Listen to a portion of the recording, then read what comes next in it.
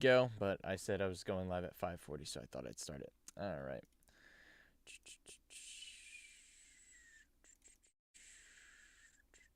One second here. Getting chat up. If it would work, that'd be great. Oh, I can hear myself. I can hear myself. Oh, I can't hear myself anymore. All right, cool.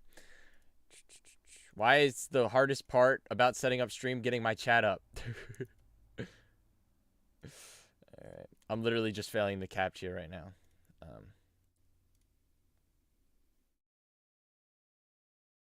It's not supposed to be this hard. I am not a robot. I guarantee it. Oh, my Lord. They keep...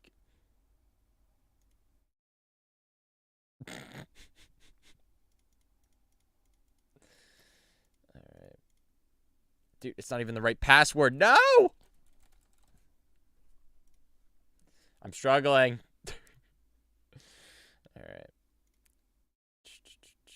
Please. Yay. Alright, I can see chat now. What's up, guys? How we doing? Alright. I'm gonna grab my coffee real quick. Low energy 50 cards coming in live. Alright. Sneak preview kits. Let's go. Alright, I'm grabbing my coffee. Give me a second. Gotta get the creamer in it, get the sugar going. Come on. As I step all over these boxes.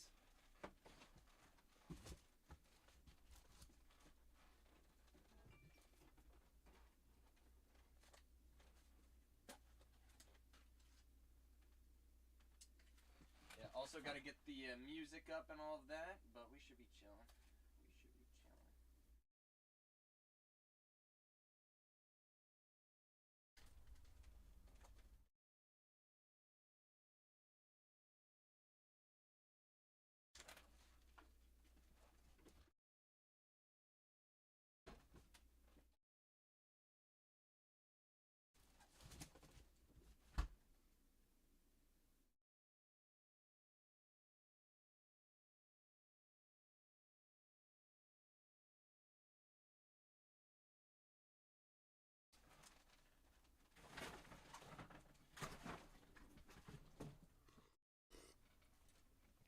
What's up? All right. Thought it was 5:20. No, I was originally gonna start at 5:30, but what's it called? I opened up all the sneak preview kits and threw them, all the packs into a box. So, all right, stream music. Let's get it up. Let's get it up. As usual, been how long since I've streamed last time? As usual, unprofessional streamer, just winging it, having a good time. All right, let's get all this stuff up.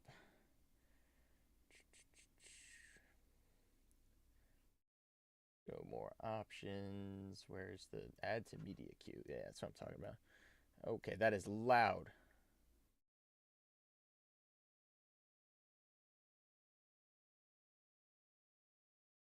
Okay, 1 second.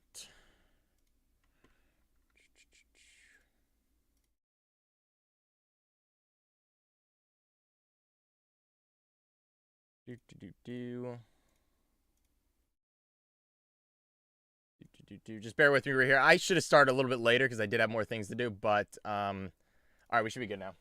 We should be good now. All right. Oh wait, music is not showing up on stream.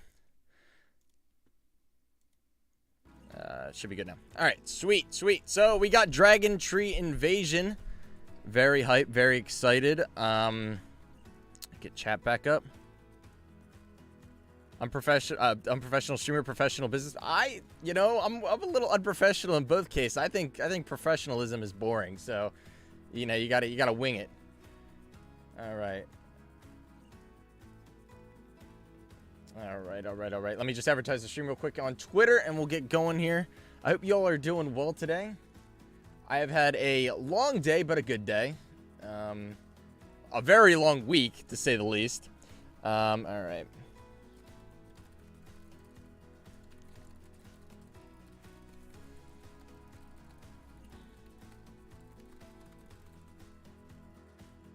some D-BT09 sneak preview kits to open live now. All right. Okay. Song got me hyped. Come on. The groove. All right. Everyone.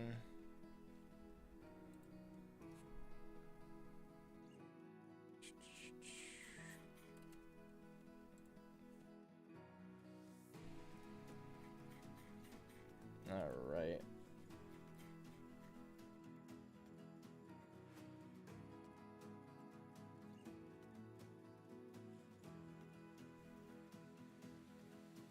Okay. All right. All right, we should be good to go. Let's go here. So, if you guys don't know what's in a sneak preview kit, let's see if can you guys see that? It's literally blocking on if I can see it. Okay. Yeah, you guys can see it. Okay, so, yeah, you get, what is it, 48 packs, I think? 47 packs. 2 promo packs, one with the basic over trigger, and then one with this set's promo is Quaking Ripple Monster Ella Deglima. Yeah, got it. All right, and I'll show you guys the playmat in a second here. All right, let's get all these packs going here. I only left one unopened, which is this one, just to show you guys. All the other ones are already open, so we won't have to go through this process a million times. So, all right.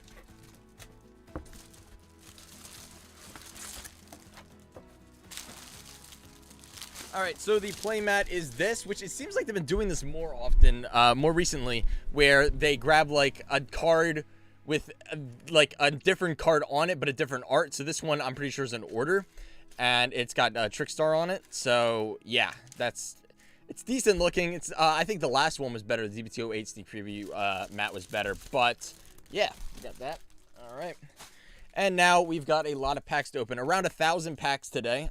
Let's just crack all these open. If you guys didn't know, there's these little things stopping me from opening the packs fast. Stupid things. All right, but basically this. If you guys don't know, these sneak preview kits are made to be as what, an 8-person tournament where you get entries and then the prize packs. These are all the entry slips, so if you enter, you get one of these, and these are the prize packs if you win. So yep, typically you're not allowed to open these in the sense of these are made for tournaments exclusively, but basically how I get these is sometimes people, when they buy from a distributor, they go and they lower the amount that they pre-ordered originally, and some distributors allow you to do that, reduce it.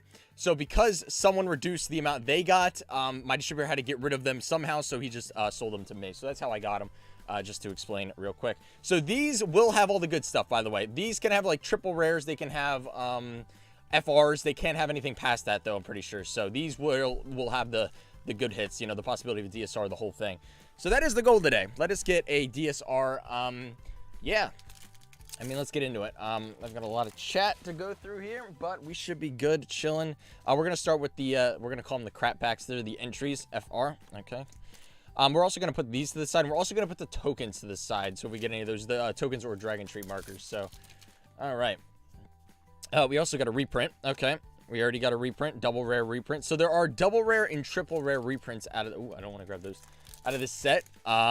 Basically, you want the triple rare reprints. Those are definitely superior when it comes to value.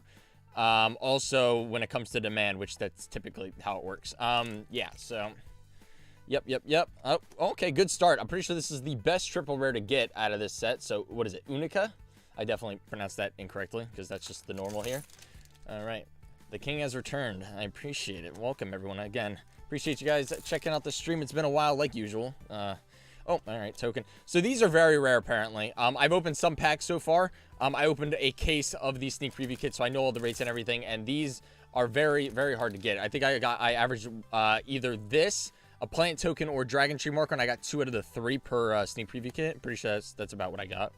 So, for Grenifia, FFR is my favorite deck from set 9. Yeah, it looks interesting, definitely. How many sneak previews you got? 20. We're opening 20 today. I got 30 total. Literally, just my distributor's like, you have use for these? He just says, the freaking sneak preview kits for this, and I was just like, give me all you got, because, yeah, I never get access to these, so when I can, I just literally get as many as humanly possible. So, yep, all right, triple rare. Easy FFR? Indeed, indeed. So from my last case, I got 5 FFRs in the case of 10 sneak preview kits. So I'm expecting something like that. And I'm also expecting if we do end up getting... I just want to make sure I'm not passing a Dragontree marker because apparently those are very valuable. What was I even saying? I don't even remember what I was saying. Lost my train of thought. All right. Yeah. Do the kits come in like a case or like 5, or is it just a buy a kit, no ratios? It comes in a set of 10. You get 10 preview kits per case, and yes, they do have ratios per case, and that's where the 5 FFRs per case comes in. Oh, I was talking about the DSR rate. So I'm assuming if you get a DSR, you'll only get 4 FFRs per case because that'll take the spot of an FFR, just like in a normal case. Where if you get an FFR, where if you get a DSR, it will take an FFR spot. All right. I might be jacked on coffee right now. I promise I am not. Yeah, it's a lie. I'm jacked on coffee right now. I'm not even gonna lie. All right. So I have no idea if these heals are any good. I heard they're not great, but I'm just putting them aside anyway because, I mean, typically something like this, again, all past triggers have had good value to them. So I'm just like, you know, even if they're a quarter, you know, why not? Why not? My friends and I opened 3 sneak peek boxes and got 1 FFR. Dang, that's crazy. You took all the good ones.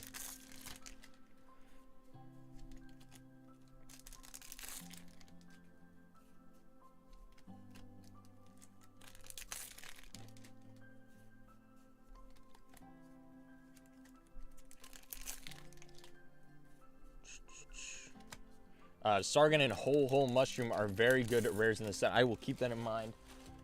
From what I've seen, I swear I checked the market and there was no rares that were higher than the average of what, 30. I don't even know what the currency is, I'll be honest. But yeah, so I guess I will definitely look at that. Might have to go through some bulk if they end up being valuable.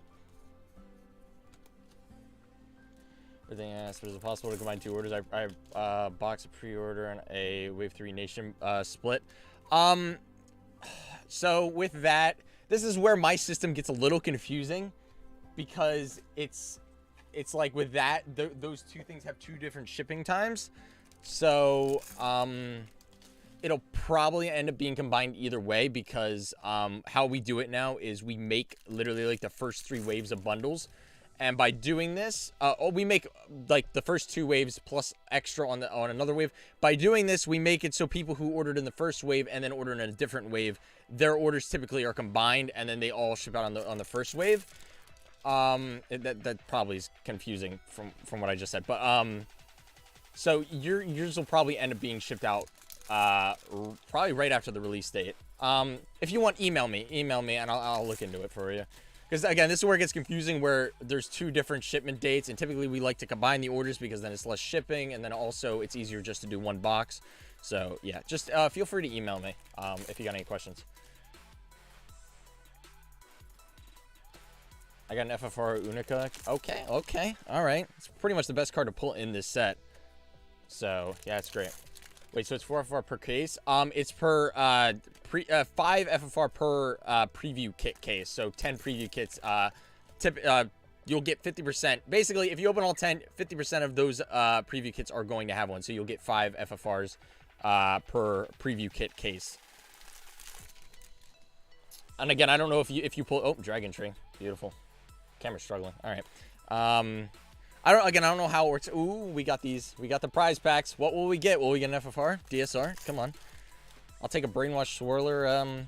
FR. I'll take a Brainwash Swirler reprint. Oh, yeah, by the way, let's get this out of the way. There are no trigger reprints in this. So, yeah, lovely.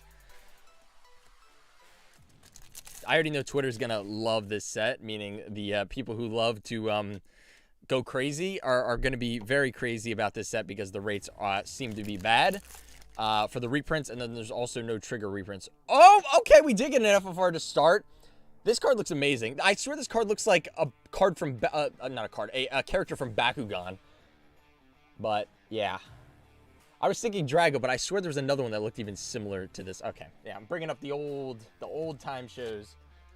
I'm talking about the original series, not that new thing that I never watched before. But, yeah, it's crazy because the Japanese set had two different. No, they had 20 reprints. This set has 10. So I don't know why we got half. It just didn't make a lot of sense. But dude, I don't know at this point. They're doing some weird stuff over there at Bushy Road Incorporated or whatever the heck their shit is. Yeah. Oh, Inlet. Okay, this is good. This is what, the second best triple rare reprint to get. So I'll take that. Let's go.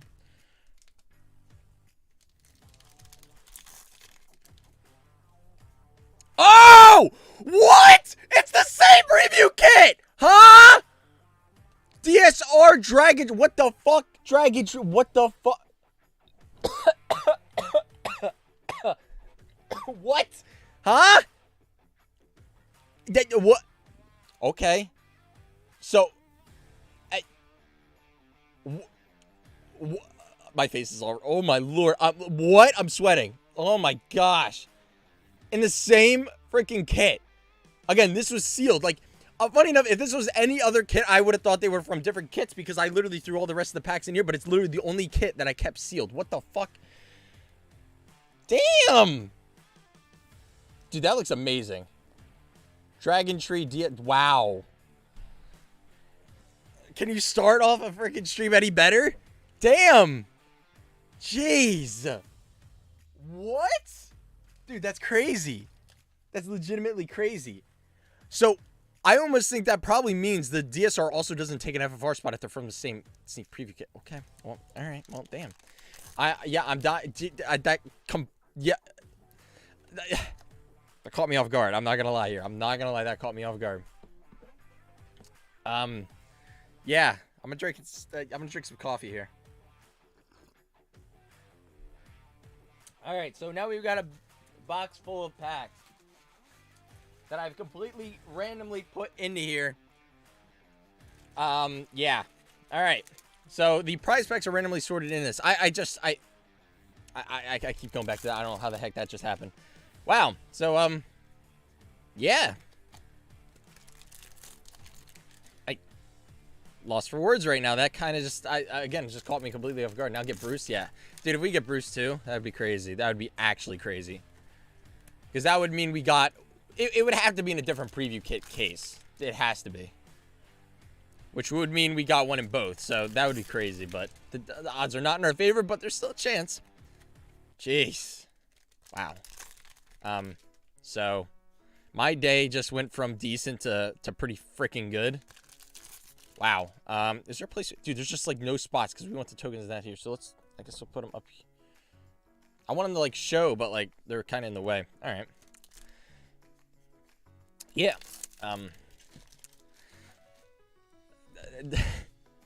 Oh, okay. Well, that's just disgusting. That one and the cuter sanctuary one are kind of hard to look at. I'm not gonna lie.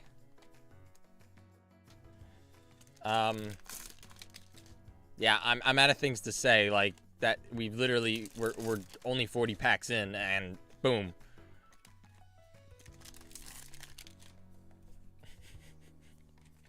Kind of lost for words. Yeah.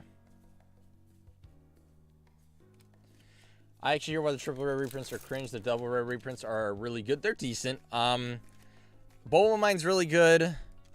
What was the Bowl of Mine was really good. There's one other, right? The other, I think each have 3 bad ones. Oh, Dragontree marker. Cool. I'm pretty sure both have 3 bad ones. Well, Painkiller's decent, but that one tanked kind of. So it's these 3. I mean, Spirit. This card was just awful. This card, these 2 were like, I think this one was $2 and this one was less than $1. So the reprints really aren't great, and the fact you barely get any of them, it's just like I just highly doubt, like with Swirler. And again, I don't even want to talk about this subject because it's just like it's just immediately going to cause people to just be mad. But Swirler is not going down much at all from this reprint. Like the reprint is not going to drop this by much, maybe $5, and it's because of the crappy rates. Again, I got 2 from an entire case of kits. Okay, and what is that? That's 500 packs with 2 Swirlers. And from what I heard, it might even be worse in the cases. I just saw a tweet before I started this that they're not going to be, the case rates are the same as the Japanese rates, and the Japanese rates weren't great. So, but yeah,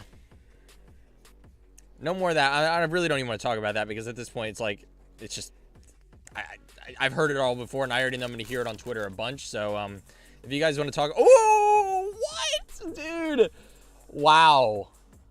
I'm kind of out of energy from the whole DSR thing. If you couldn't tell, I literally was so freaked out. I literally started coughing, and my face got all red. And yeah, it's a good pull. Yeah, I'm happy. Yeah. I can't be any happier than I was when I pulled this. So, 3 good pulls so far today. Perfect. Happy for you, 50. Much appreciated.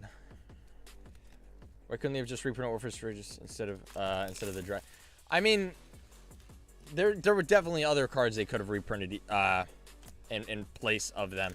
That's why, this is why, by the way, I don't like it when people complain when things aren't perfect, because realistically, if we got the trigger reprints, then we wouldn't have gotten the Bulbul Mine. Well, we wouldn't have gotten the double rare reprints, correct? Because the double rare reprints, they said those were the additional ones or whatever. But everyone was like complaining about Bulbul Mine not getting reprinted, right? This was the right occurrence of events, right? It's been a while, so I don't 100% remember. But all I know is 5 of these weren't reprinted in Japan. 5 of them were, and then 15 other reprints were the effect triggers. But we got 5 extra reprints, and instead Japan got what is it? The 15 effect triggers. So honestly, at this point, I think people would have preferred Bulbul Mine to pretty much fuck off and, you know, be expensive, and all the reprint triggers to get reprinted. Because again, if you really think about it, every single deck now is more expensive versus now Bulbul Mine's going to probably go down a bit. It's not even going to be a lot. But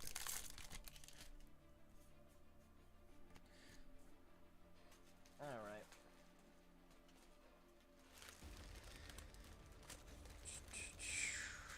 Today's going to be just a day of just grabbing handfuls of packs and cracking them open as fast as humanly possible. Welcome to today's stream.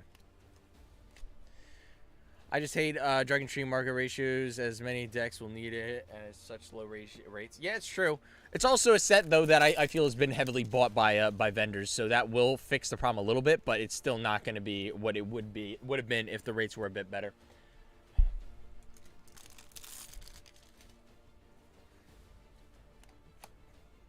And people wonder why I buy singles or nation bundles. You know, the funny thing is, I typically don't even recommend nation bundles to a lot of people.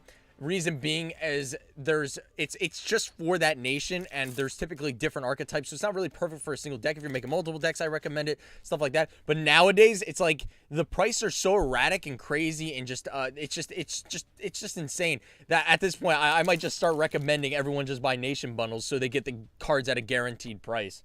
It's pretty crazy. But yeah, the market ever since what D-BT09 has been pretty crazy. But, well, D-BT04 is pretty crazy, too. D-BT05 was good at the start. But, yeah, not much else to say. I mean, it's just like, it's just been a bit of a mess. But, I mean, really all we can do is hope now that D-BT10 will have better rates.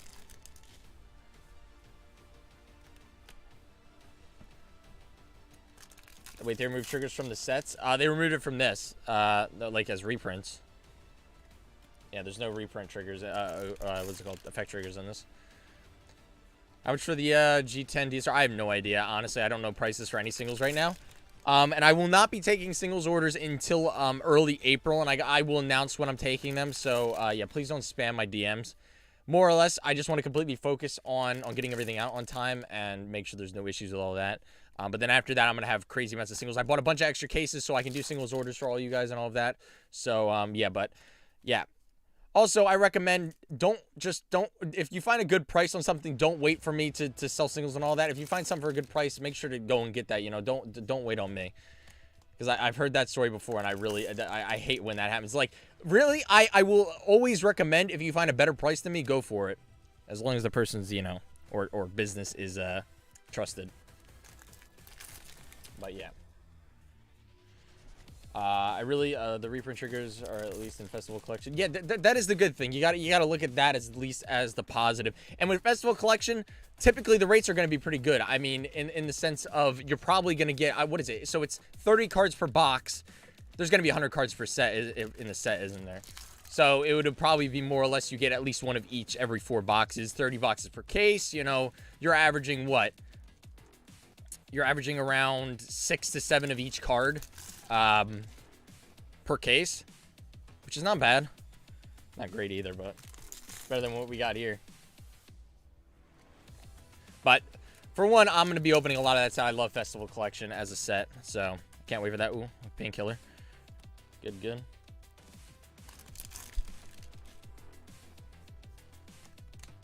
Nations I'm planning to share them with a friend. I see. It's a good idea. That's the one thing, and this is why I've always tried to think of better ways of doing bundles and more or less do it like archetype type things. It's just I've never been able to figure out a system for it. And I know it might be just as simple as you guys think of one thing and then that sounds good. The whole thing, you got to figure out a whole system, like the whole process, and make it so, you know, the whole thing works out. And also, it's like nation bundles. No one has issues with the fact that they're nation bundles and not like archetype bundles. So it's like there's really no reason besides the fact that I would rather them to be more convenient by making them archetype bundles to change them. So, all right. But yeah, that's something I'm going to keep thinking about because it's something I've always wanted to do. And it might just be something I do on top of the bundles. But again, we'll see. Just rambling at this point. Yeah, just remember, I stream probably once a month, so literally at the end of each month, I'm over here just rambling on everything that's going on in like the last month, like random thoughts, ideas, the whole thing. So that is what is going on right now. Oh my lord, we got enough topics for 3 streams right now, because I haven't even gotten into the sale event.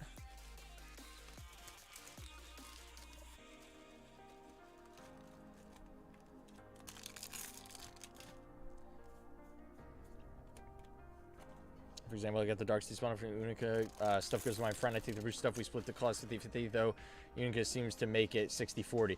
Yeah, I'm happy to hear that you're doing that. Because, again, what I don't like the sound of is a bunch of cards just sitting around, not being used the whole thing, you know. We want to get as much use out of those cards as possible, you know.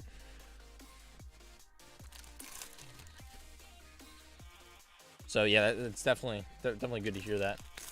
To be honest, we're just need to listen to the community and up the ratios, because with the way things are, it's hard getting steel case. The thing is, and this is where I feel it's tough to make it for us to just say that, because we don't know what the global Bushiroad guys are saying, because right now we're kind of blaming this on the English guys of Bushiroad, because there's multiple branches, you know. They have the Japanese, they have the Korean, which everyone is all bragging, like, man, we need what Korea is getting, the whole thing. But we don't know what they're forcing on them, and that's why if they're not changing the rate, if they're able to change the rates and they're not changing the rates, then honestly I have an issue with it. But honestly, I just feel like there's just something else going on, because you realize how loud everyone is about this. It's like if they're not changing it now, they're probably never going to change it again, unless they are told by whatever the Japanese, the head honchos, you know.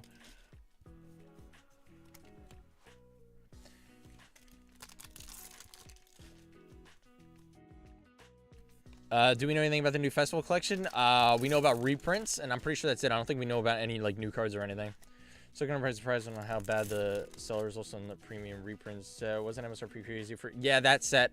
It wasn't even about the set was bad. It's literally the hype of Vanguard at that point was crazy because of Overdress. I think it was released what in between set 2 and 3.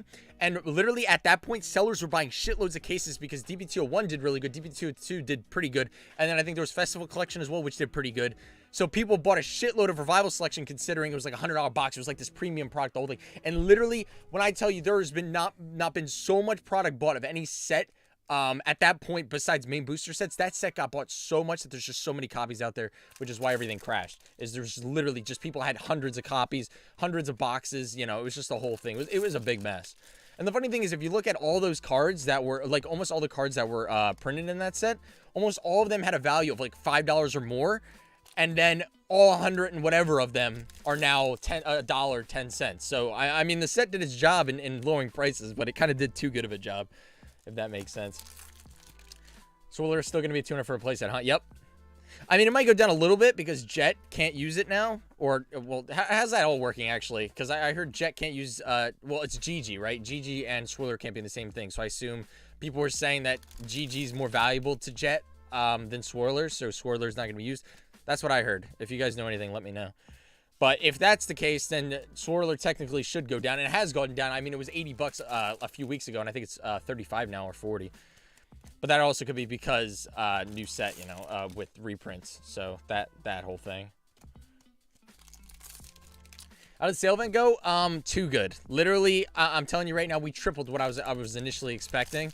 And it's like, dude, it was literally insane. I'm telling you right now, when the sale event started, my phone was crashed twice, and literally I couldn't use it. I had to turn on Do Not Disturb, and I struggled to get it to Do Not Disturb because it kept lagging. It was literally like, it was like an order per like 3 seconds. It was literally madness.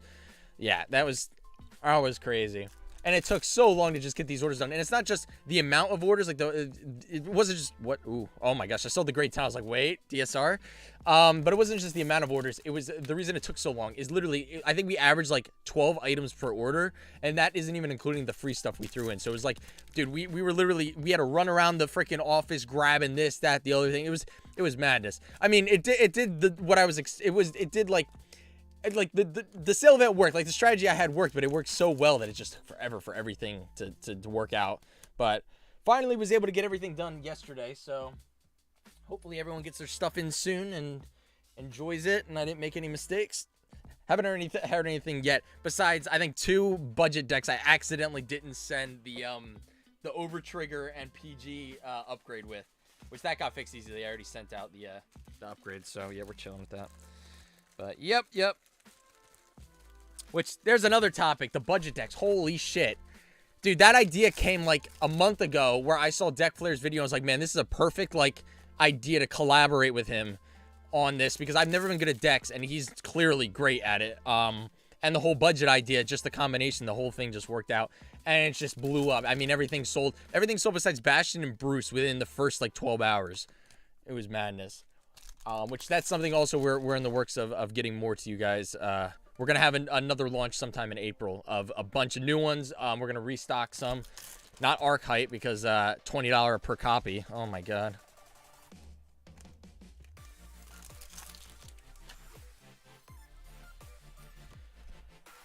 You choose between using GG or Swirler in the deck. Japan is playing Swirler over... Really? Okay. That's not great.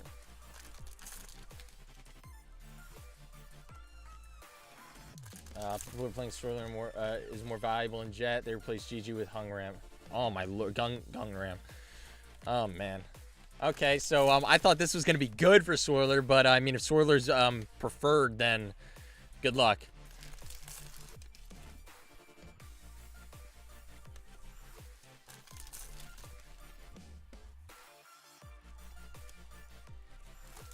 Also, I'm grateful I got my stuff, so thanks, 50. No problem. And I appreciate, again, everyone's support during the event. Literally, it was like, when I tell you the first hour, I couldn't think straight. I was like, dude, this is not happening. Like, dude, it was just, everything was great. It was madness.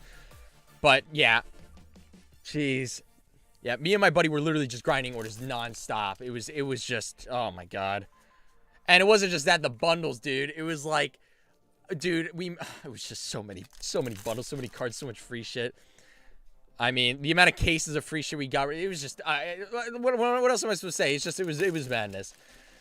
I could go on and on and on all day about it. It's actually insane.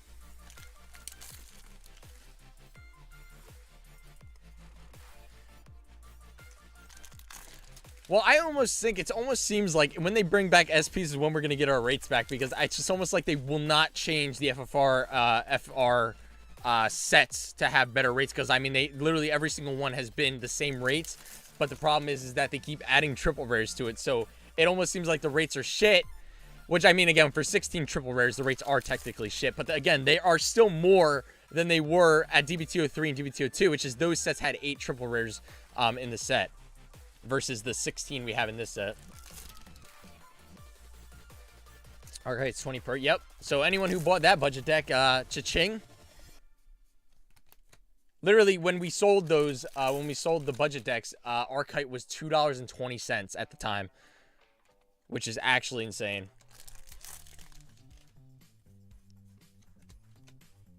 But apparently, from what I heard, it's getting some tops, and people are like going crazy over it. So, I don't know if there's some new support card or something that's like making it much better or something.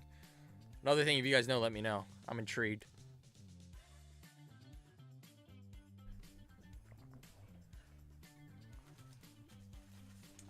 Another thing I'm intrigued about, how long is this opening going to take?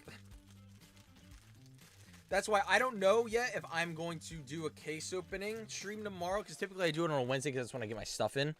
But I don't know if I'm going to do it Wednesday or not. I gotta figure out all this stuff because, again, obviously I want to make content, but making sure everyone's orders go out as soon as possible always comes first. So I will definitely try to stream again tomorrow with sealed cases instead of the preview kits, but we'll see. Definitely gonna do at least one stream at some point. It might not be tomorrow. We'll see. But right now everything's going good. With the first sneak preview kit, literally everything's sorted, everything's ready. All that stuff. Now I just gotta open all this stuff, sort it, get it ready. And then tomorrow is going to be the grind. I got the whole team coming. We're going to, we're going to grind this shit out. But, yeah. Fair point. Also, thanks for your hard work on the sale event. I knew that must have been super stressful, so rest easy, my dude. I much appreciate it. Thank you. I'll rest when D-BT09's done. That's the one thing that irks me a little bit. I was going to take a day off today, but I was like, we got Steam Preview Kits in. I got to get busy. So after D-BT09's done, dude, I'm going to take like 2 days of just relaxing. I'm going to try and figure out some plans with friends and just, relax. And then after that day or two, I'll get back to work, because there's a lot of stuff to get done.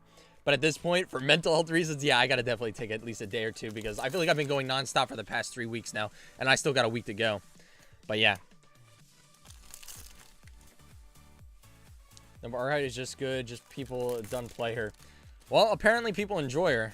That's what it seems like. And I mean, it must be at least decent because again, a card ain't going to be $20 because people enjoy playing it. It's just not how it works.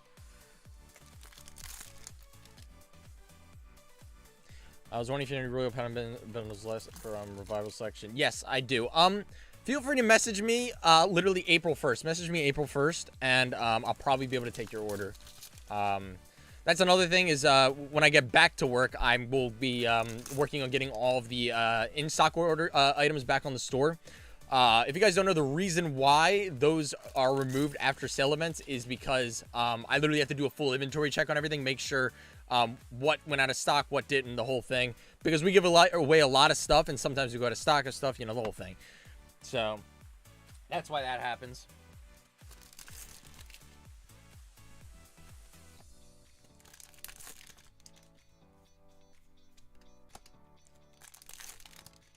Oh yeah, y'all have got this. Much appreciated, yeah. To raise you waifu tax is a thing. Yeah, that is another thing, yeah. The waifu tax. I want to set 11 to have DSR for the glitter decks, but I'm 97% sure encounter decks will be high ready. Did they confirm if set 11 is going to have FFRs and FRs? Because I swore, like, I mean, if you think about it, SPs went away set 5, then set 6 to 10 have had FR and FFR. You'd think maybe set 11 would go back to the SPs? I don't know. Or a new rarity? Let's not do that. Also seems like, isn't it like every other set now? Well, we got secret rares in set 5. And we're getting them in set 10, right? And we got, what's it called? See, didn't we get secret rare in, what was in set 8? It was the Minerva cereal, but didn't we have something else? No, it was just the Minerva cereal. Okay, all right. I felt like they do secret rares more often than they do, I guess. I feel like I'm missing a set. I don't know. Dude, I feel like we haven't even gotten, like, through this box of packs much at all. Oh, my lord. Tell you what, we haven't got an FFR or anything in a while, so definitely going to be getting that soon.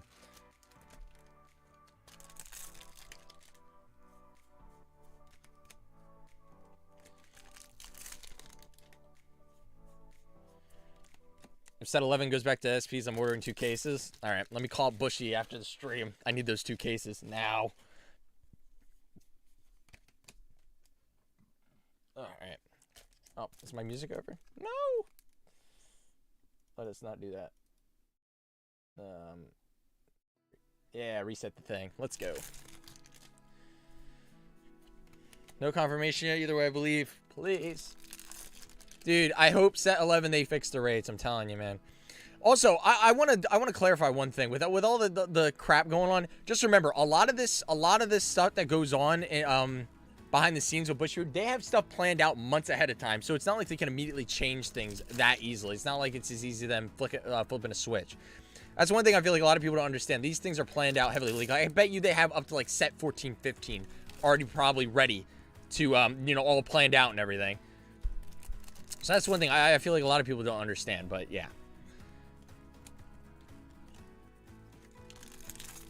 I'm surprised they're supporting glitter decks after set 8. Like, what the...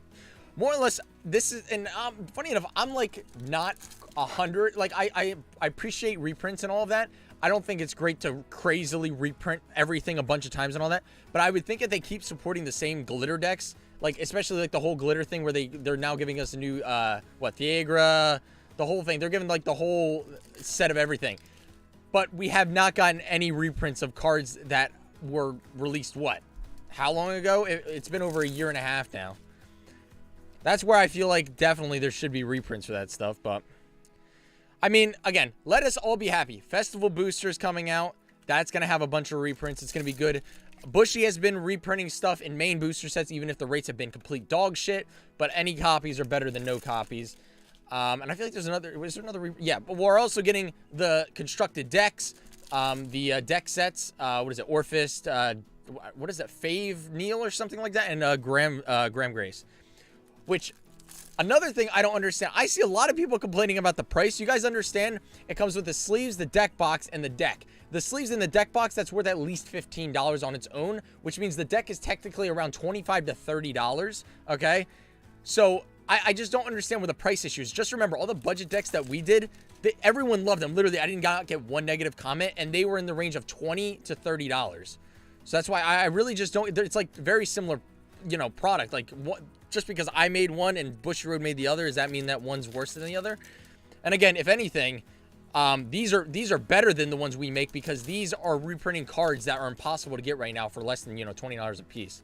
So I want to just start the discussion. If you guys have any, you know, if you guys know why, I'm just intrigued why there, why there's even a single complaint, because it's realistically exactly what everyone asked for.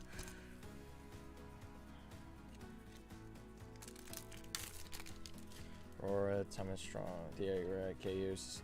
Yeah, the set definitely looks good. I'll tell you that right now.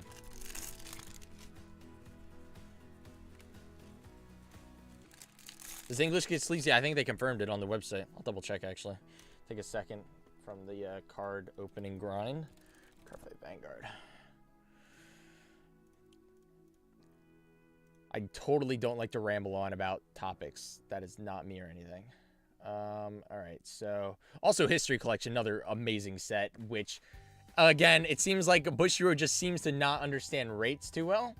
But yeah, card sleeves, 53 card sleeves, deck holder, storage box as well. So it's probably going to be the same packaging as the Chrono Jet original deck set, not the premium, the regular one.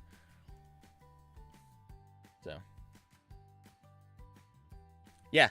They come with sleeves and a deck box. That's why, again, they're $45 each. You know, that's around the median price. Like, most stores will probably sell for $50. I'm selling it for $45. Again, that's not even including shipping. So, it's technically about $50 if you count shipping.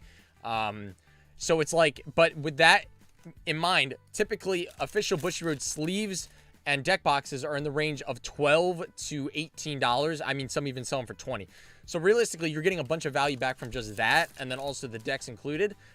One thing I'm actually going to think about doing, and again, this is this is just a thought, is that I'll probably end up selling the supplies and the decks separate, because that's one thing I've seen a lot of people ask about.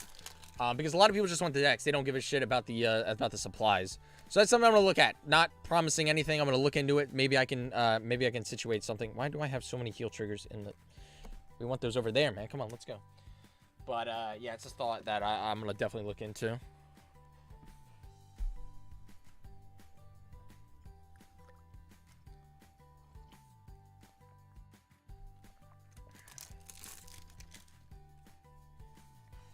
Are you doing clan splits for History Collection? I want to try to. I really want to try to. That's something that's going to take a lot of thought. Because literally, I'm telling you right now, you're going to probably see 2 or 3 people on Facebook doing it. And again, there's 20, 30, 40 people who randomly sell bundles and all that stuff on Facebook. You're probably only going to see 2 or 3 people attempting it. And you're probably not going to see a single big store attempting it. But I'm going to twist everything. I'm going to try and figure out everything about the set, and I'm going to try to figure out a system with it and try to get you guys bundles for that set, because I feel like that would just be goated. It would just be crazy if we could do that. So that's something that's going to be a lot of my, I'm going to be putting a lot. Oh, let's go. Let's go. Let's go. FFR Draco Batical. Yeah, got it. Totally. Dude, I mean, dude, the FFRs look so good. I mean, they just look so good. Beautiful. All right. But also that and Festival Booster, that's another one we're going to definitely try and do bundles with. Yeah. I actually got to put my final pre-order in for Festival Booster soon. Yeah, if you guys haven't got any of that, make sure to check that out. Festival Booster coming soon. That set's going to be goated. I'm telling you. I love sets like that. I love sets like that.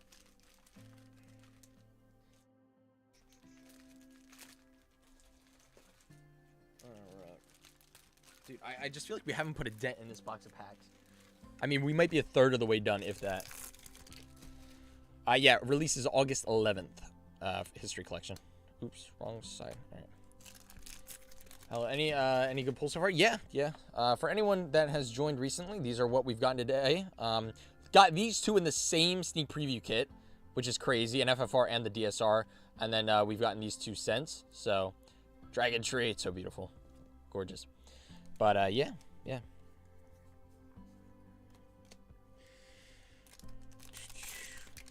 One thing also, I don't know why, again, Busherwood just seems to have an issue with the reprint, with the, what's it called? Effect triggers. I would think they would at least give one of each effect trigger in the, in that set, but I guess it would just be, you know, just too clunky. And I'm talking about the Orphis, Grand Grace, those deck sets. But something we just got to be happy. Festival Booster has got reprint effect triggers. I'm going to make sure to buy literally just a unholy amount of those to get just an unholy amount of effect triggers, because I truly believe something like an effect trigger should be reprinted to shit. Like, I don't believe that, like, okay, so let's just say, I'm just trying to think of a random card. Frickin' just any grade 3 that is going to be expensive. Let's just say Bruce. I don't think staples like that should be reprinted much. Maybe one reprint maximum, the whole thing. And if anything, I don't even think they should be reprinted once. A lot of them, I don't even think they should be reprinted once. But then you have cards that are made for every deck, like effect triggers. Those shits should be pennies, because it's literally every single deck needs them. So that is my opinion. That same thing with with PGs and over triggers, the whole thing. Those should just be, you know, $1 or less.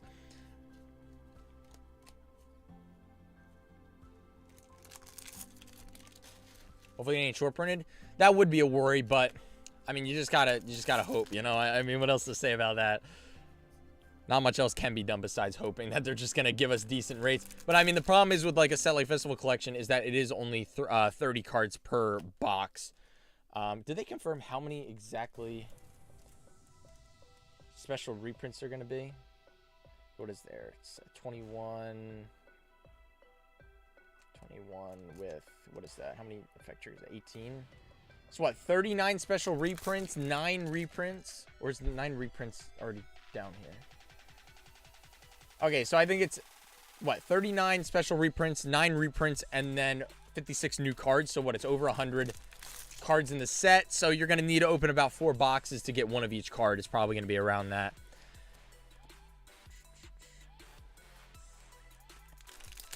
And I'm talking about Festival Booster again, context.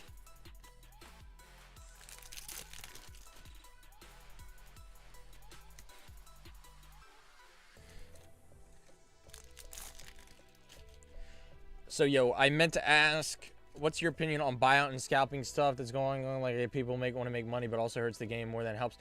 The thing is that it's such a tough topic, because the thing that Vanguard needs more is more competition. We just don't have enough people buying and selling Vanguard cards like we did. I want to say like we did in V, but I think it was less of just a lot of sellers and more of just people didn't like it like they like Overdress. Like, Overdress is much more popular. And it's crazy with how much money, like, the last 3 and 4 sets made for sellers, that more people aren't buying more cases and boxes, and there's not more sellers coming in. And now I just want to say this. Set 8 did fucking fantastic. That set did great for everyone. That was the best set when it comes to perfect with players and sellers, which made it so they can make their money, and also people get their cards pretty cheap. But that's why I'm just hoping set 9 is going to be like that. But what more or less what I'm saying is set 7 and 6, those were bad. But it's like the whole scalper thing, it's like such a tough topic. I just feel like they're just, obviously people, they do this in any card game where they're able to artificially affect prices on the market.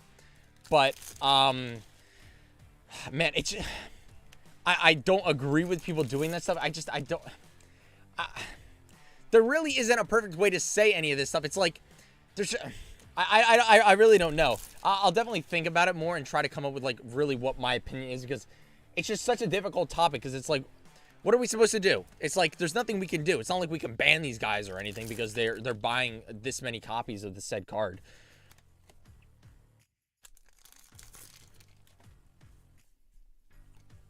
Yeah, I don't know. That's why I really haven't formulated my opinion yet on that. And it's more or less because it's like, if you see any seller, most sellers who hate me are the ones doing this shit. I just want to throw that out there because I fuck with them so hard with how I discount so much shit, and the fact that I've got so many copies. It's like, who wants to buy 80 copies? Like when these scalpers do this, typically they completely buy out the guys that have a lot of copies. What scalper wants to buy a $20 card but have to buy it 80 times to then scalp and increase the price? That's why it's hilarious when I fuck with them with that stuff.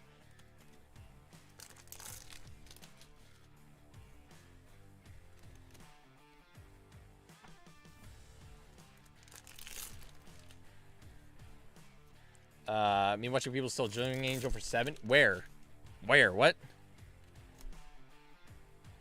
Nah, that's got to be capped. There's no way. What, card market? There's no way that... Yeah, they're $2 right now in the English market. I'm about to say, I got a lot of those. So I open a lot of D-BT09. Are you going to sell your pulls on the site? These are all for bundles. I will be doing singles later. I don't know if I'm going to do singles on the website. I'll think about it. I really, the one thing about the sale event, I'll tell you I loved, is the way all the singles were situated.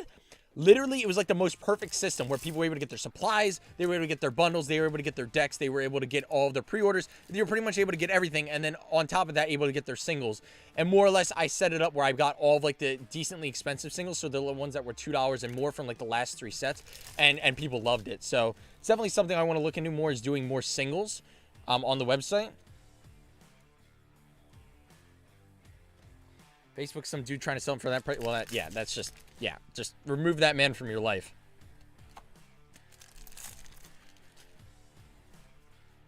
But also, to end off the whole scalping thing, I'm not going to give an opinion on these individual people. And just so you know, these, I don't want to don't call these people sellers, okay? They sell, but they aren't the people, they aren't the local card stores, they ain't the people like me who are legitimately supporting the game by bringing in all of these copies and bringing all this product into the game. These people are individual people who have a decent bit of money buying a bunch of cards, hoping that the price will go up and then reselling them much higher. You know, they look for an opportunity where there aren't a lot of copies left. They buy, 40 copies. The price goes up by $5. Don't call them sellers, because it's literally, it's putting a bad name on the good sellers, the people who are actually, helping out the market. Call them scalpers, call them some other name, but yeah, sellers or vendors, you can't be calling these people. That's the one thing I see that I'm like, you realize these are not, like, maybe there's 1 or 2 of these people that are vendors, they're actually, buy product, the whole thing, and they do this whole scalping thing. But 99% of them are just people who have some extra cash, they put it all on a credit card. But yeah, I just want to throw that out there too. Again, I don't ramble. I don't ramble. No, that doesn't, nope.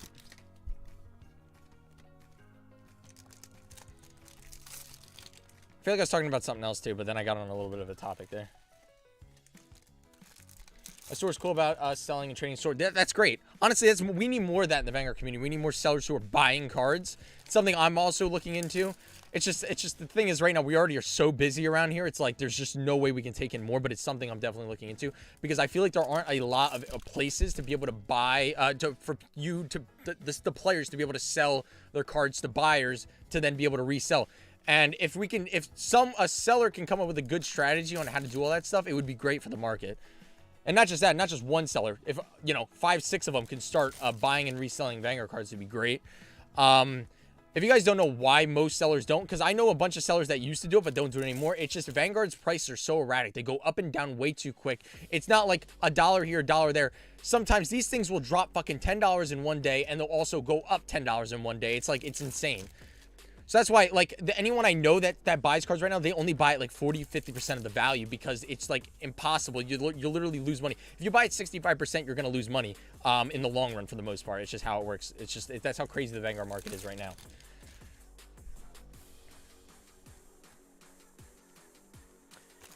But yeah, being able to you know, sell to each other, each player, you get whatever card you need. You know, you're able to trade, buy cards from each player. All that stuff is great. All that does is help the game.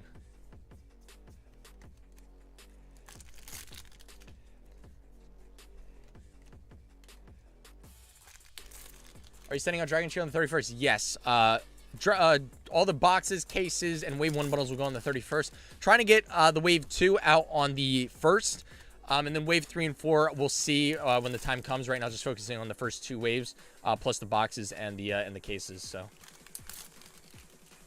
What do you do with the millions of comments you would have? I was actually going to take a picture yesterday while in bed and just show the fact I was playing Clash of Clans on my tablet. I'm watching a children movie on my TV, and I'm surrounded by my boxes of commons because I literally don't do anything with my commons. Now I do, actually, with the budget decks. I'm able to we go through them now to get the proper cards for the decks, which is great. But I have just millions of cards just laying around, really just collecting dust. But that's another thing. That's why I thought of the deck idea as a way to start moving them, you know, being able to sell them, and get some use out of them. Because that's one thing. It's just I've got, again, millions of cards just laying around doing nothing. So recently I've been thinking of ways of moving them. So moving meaning selling them, you know, putting them out in the world. Let's go.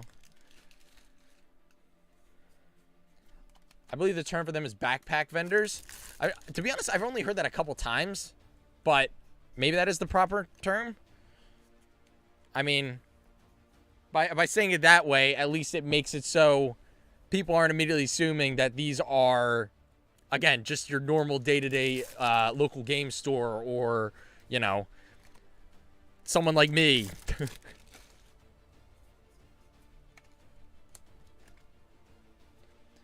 Also splitting, yeah, another thing I love to hear is when people say, me and a group of friends, man, we're buying a case, we're gonna split all the cards, you know, split the cost, the whole thing. Shit like that makes me so happy. You know, coming together as a community, or, you know, friends, the whole thing, you know. It's a beautiful sight to see, tell you that right now.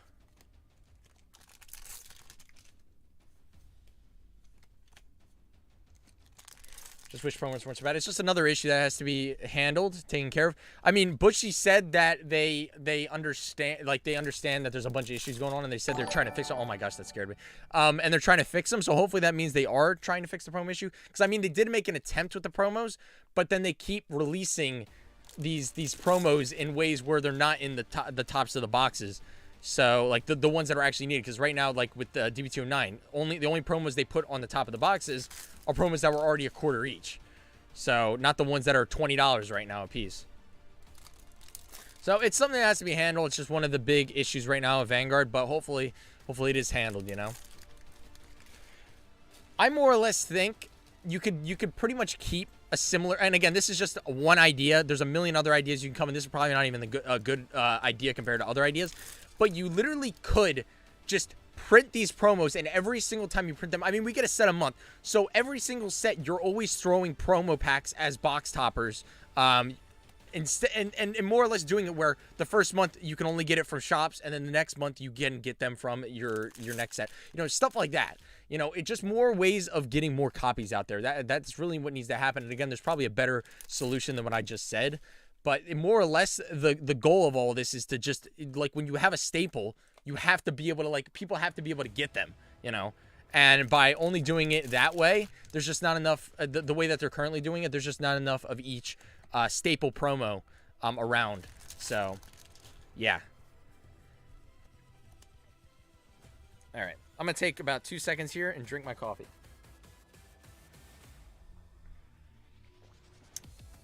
I like how the grade 1 Overlord promo is like, what, $57 right now?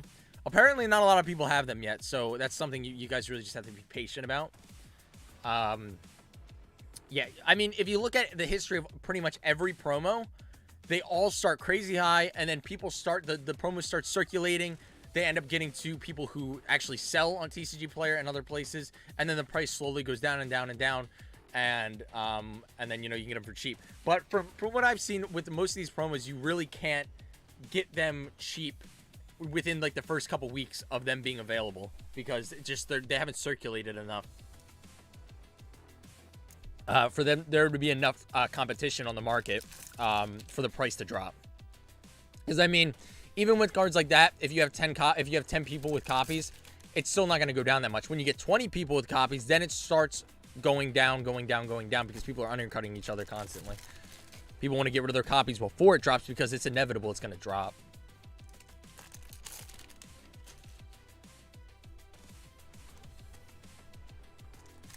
How many FFR Bruce have you pulled so far? I think one from my... Oh, yay! First one of the stream, Brainwash Swirler reprint.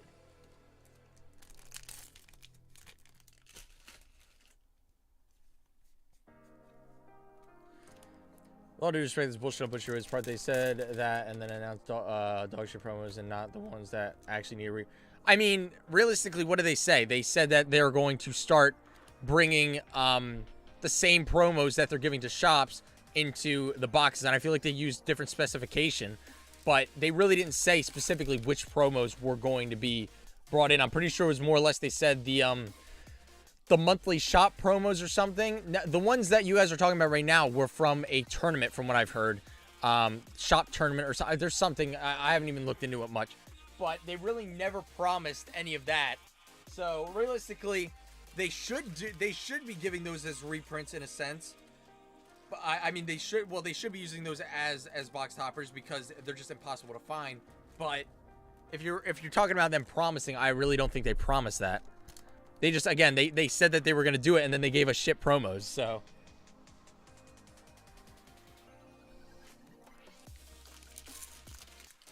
Twitch ad should be disabled. I swear I disabled it was like a year ago. Let me check. I literally do not give two shits about Twitch ads. Like, give me my fucking, like, 2 cents I get from it. 1 second, I'll see if I can fix it for you. Oh, we've been streaming for an hour? Dude, we've got so many packs left. What the hell? Content. Where is this shit? I don't know how to... I don't know how to do this.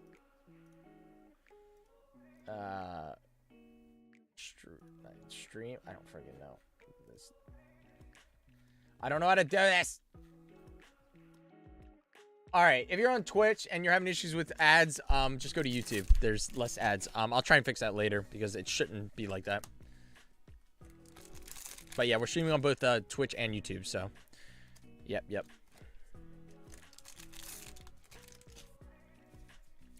Well, again, with promos, again, they're made as a incentive for people to go to the brick and mortar stores, you know, your local game store. So I do understand wanting to incentivize more people going to the stores, but again, with each staple, you have to have enough copies per staple, or it just becomes madness. And right now, the current system, people aren't getting. There's not enough availability there's not enough availability of these staples, meaning there's just not enough copies in the United States, in Europe, in all these places, or at least not enough copies available to the public. Just simple as that. So however Bushy needs to do it, it's more or less they need to become more available,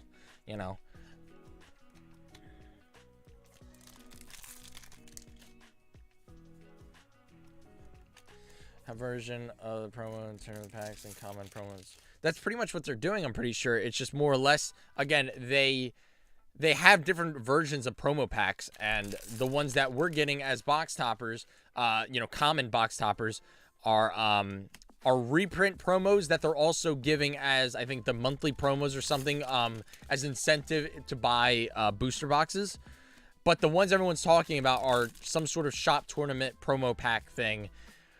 Which again, I don't know how that's all distributed. So who knows? There might not be many in the world. It might be shit distribute. That easily could have bad distribution.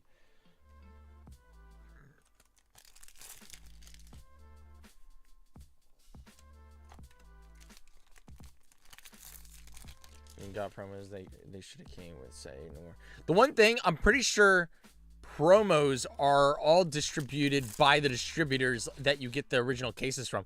So realistically, you don't know if these are the distributor issues or if these are, or if this is Bushiroad's issue. From what I've heard, there have been distributors who have basically just been fucking over Vanguard sellers, and that they just don't give them their product when they say they will. Basically, from what I hear, they do have a couple distributors that just do not do their job correctly in a lot of ways, and not just promos. And again, I don't know if they have issues with promos, but from what I've heard, again, this is just from what I've heard. I don't know any of the facts, if this is true or not. I'm just basing off of a couple sources that I know are trusted, that there's just a couple distributors that are just, they just don't do their job right. Simple as that. They don't get people their stuff in time. And again, the promos might just be a causing, you know, effect of all of this. So it might be another issue that these distributors are giving us. Imagine if the distributors are scalpers. I've known one distributor in how long that has ever done something like that, and it was a huge one. It was like a huge distributor, and yeah, they'd buy a bunch of. I don't even think it was Vanguard. I think it was Yu-Gi-Oh and Pokemon. This was like 10 years ago, by the way. It was like, might have been 8 years ago or something.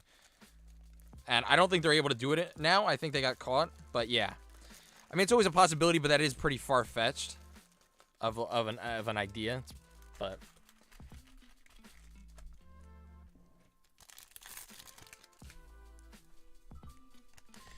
yeah, we're probably going to have a 2.5-hour stream today because we've just got so many packs to open. I mean, it's over 1,000, and I feel like I am being really slow because I am talking a lot. My throat definitely does not hurt from all of the talking. Oh, yeah. Also, thanks, XBD, for the follow. Much appreciated. Hope you're doing well. Welcome to the stream. Forgot to say that.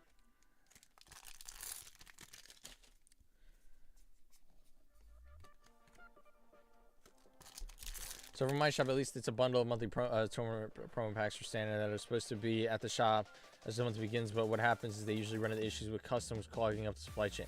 Huh. That's why it's, and that's another thing. From what I hear internationally, you know, not again, when I say internationally, I mean places that are not the United States, and also I'm also saying Japan in that because I don't think they have issues like that with promo supply. But it seems like with places like Europe and places around there, they seem to always have issues getting their product. And a lot of it, from what I hear, again, I don't know if it's 100% factual. From what I hear, it's a lot of custom issues. And apparently just there seems to just be a lot of custom issues. And it's, again, from what I've heard.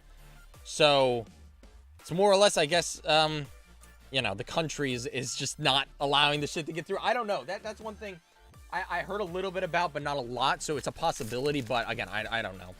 I could be full of shit right now.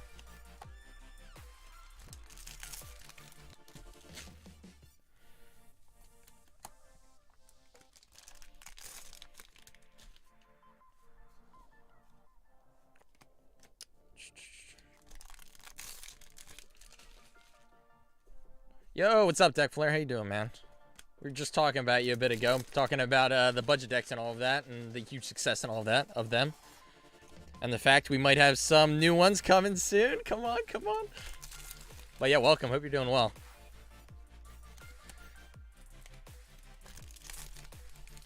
Yes, cases go out on the release date. We get the March-April promo back for tourney support. For store distribute via locals, then there's single people selling 20 plus copies of each promo. Yeah, that's also another thing that happens. A bunch of people end up getting like stacks of these things, of these promos. And I mean, you gotta look at it. I mean, it may be a little bit scummy, but realistically, you gotta look at it in the positive way. And the fact is, the more copies on the market, the faster the price is gonna drop. So, I mean, you can look at it that way. That's how I look at it.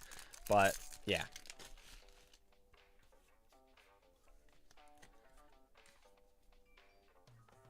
I'll just clarify, I'm in the US. So from that, yeah, I'm not sure, because again, with customs in the US, I've never had issues. So it might be something with, you know, with all their guys and all that. I honestly don't know. Again, all that stuff is like, you know, it's just, I don't know a lot about it and how all that works, but who knows?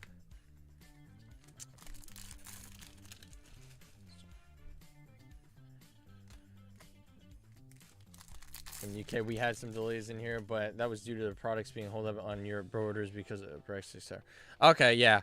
Again, I heard there's a whole bunch of crap going on where, what's it called? Where, you know, delays in the UK and all of that. I feel like that, from what I hear, it's like a very common thing that there's delays in distributors getting their products in the UK. Doing great, can't stay for long. Just wanted to swing by. I hope you pull godly. Much appreciated. I appreciate you stopping by. Did anyone see the price of the SP effect trigger? Well, honestly, if you're surprised by that, then yeah, I don't know how you could be surprised by that. I mean, literally, these cards are bought, like the effect triggers are bought. Just, I mean, how many copies do you think sell a day? I mean, there's probably 40, 60 copies that sell a day of each effect trigger. Maybe that's a little bit excessive, but it's a lot. So a lot. If you talk about like the amount of SP effect triggers and then how many regular effect triggers there are, of course the SP effect triggers are going to get bought because there are, you know, you think at least one out of every 20-ish, 25 players, one of them is going to want to max out their deck versus the other ones, you know, getting the base rarity stuff. So that's why I don't think the effect triggers being that high is that far-fetched.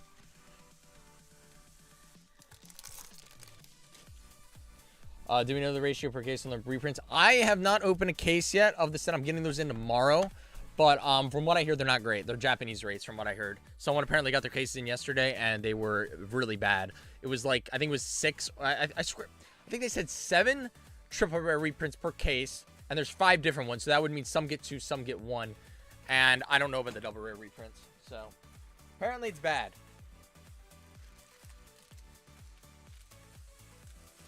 But again, that's from what I heard. I don't know yet because I haven't got my cases in.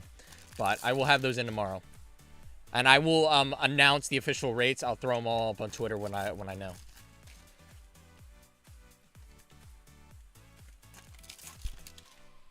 And again, everyone that's in here, I'd like you to know these are preview kit packs. I have not gotten my cases in yet. I was able to get these because apparently someone lowered the amount they got. My distributor had extra. I was able to get them, the whole thing. Just want to make sure people don't think I get them this early because I just don't. But yeah. All right. Tell you what, I was having a decent day before this, but I'm having a great day now. Honestly, this stream has lifted my mood. I'm loving this, but yeah. Yep. What else to talk about? I feel like there's definitely more to talk about because I just said, dude, when I tell you I had probably 10 different things to talk about, I mean, we probably have talked about 10 different things already. I ran a bit about the versus center at the moment. I just hate it's really hard to recommend a newcomer to Vanguard to play the game because it's so expensive. It's true. It's very true. I feel like a lot of people go to that, though. And obviously, we want new players. But right now, the focus should be the players we have. Because it's like, if the players that we have aren't happy, what is the point of bringing in new people? So I feel like the first thing should be Bush Road trying to make everyone who's in the game happy, or at least most of the people that are in the game happy. Then go to the whole newcomer thing. And that's why I think the premium battle deck set is a great set. I do think it could be a bit cheaper. And that's why also, I feel like the new deck sets, the Orphis and all those are great sets for both new players and concurrent players. So that's why I feel like right now with those two products as an example, they're getting better. But yeah. Okay, there was another set also that we were talking about, and people were complaining about it not being good for newcomers. And again, not every set is made for newcomers. That's one thing people got to realize. And also, yeah, obviously every trading card game is expensive. It's just as simple as that. I mean, look at Yu-Gi-Oh. I don't want to. That hurts my brain looking at Yu-Gi-Oh. I'm going to be honest. Those prices are obnoxiously bad. Like, you think Vanguard bad? Yeah, Yu-Gi-Oh pretty bad too.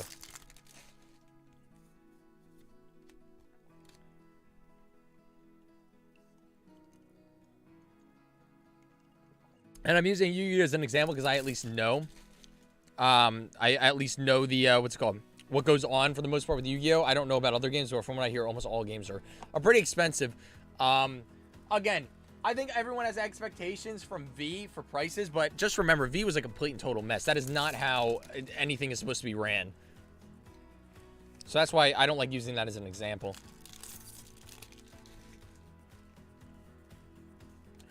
Distributor seems pretty chill with how often they have extra random stuff from you to sell. Well, it's more or less, you know, I buy literally just anything any extra thing he has, so he knows he can come to me to get rid of shit, you know, the whole thing. I even buy shit randomly when I don't need it or can't hold it. Like, dude, I have so much storage of stuff that realistically I didn't even, I can't really use or sell right now, but I bought him anyway because he needed them gone. So it's like, over here, as an example, I've got, I want to say, freaking, what, 6 cases of the Yu-Gi-Oh! GX Duelist Paradox, I think it was, Speed Duel set that is literally just shit the bed. But I knew they shit the bed, but I bought them anyway.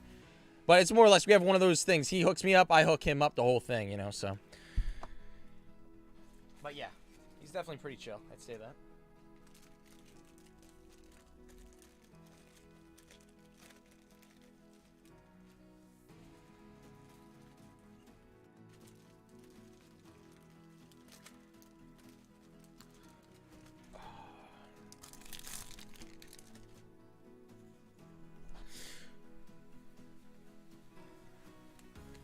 So, somehow Yu-Gi-Oh! Is still growing, getting new players somehow. Well, I mean, they do offer a bunch of newcomer type products as well. Thanks, Siren, for subscribing on YouTube. Much appreciated. I hope you're doing well. Welcome to the stream. And also, just remember, Yu-Gi-Oh! Has more of a nostalgia-based thing as well. It's like, it's a whole thing, but pretty much, also, big thing, huge thing. This is why, actually, this is the biggest reason why Yu-Gi-Oh! Is growing. Master Duel, and the fact that they've been able to get random creators to play the game, not just play the game, but they're entering tournaments. I assume they're paying them.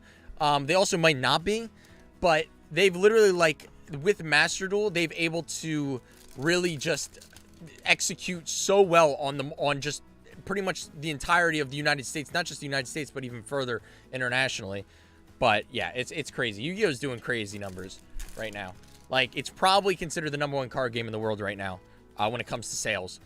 Yeah, it's more or less pulling a Pokemon, what Pokemon did a few years ago, and there's just you know, it's just so many people playing the game. And more or less, I think Master Duel again is more or less the big part of it. But then by getting people into Master Duel, people want to play the physical card game. So it's just a whole thing, you know. It's a great system they got going on there. But, yeah.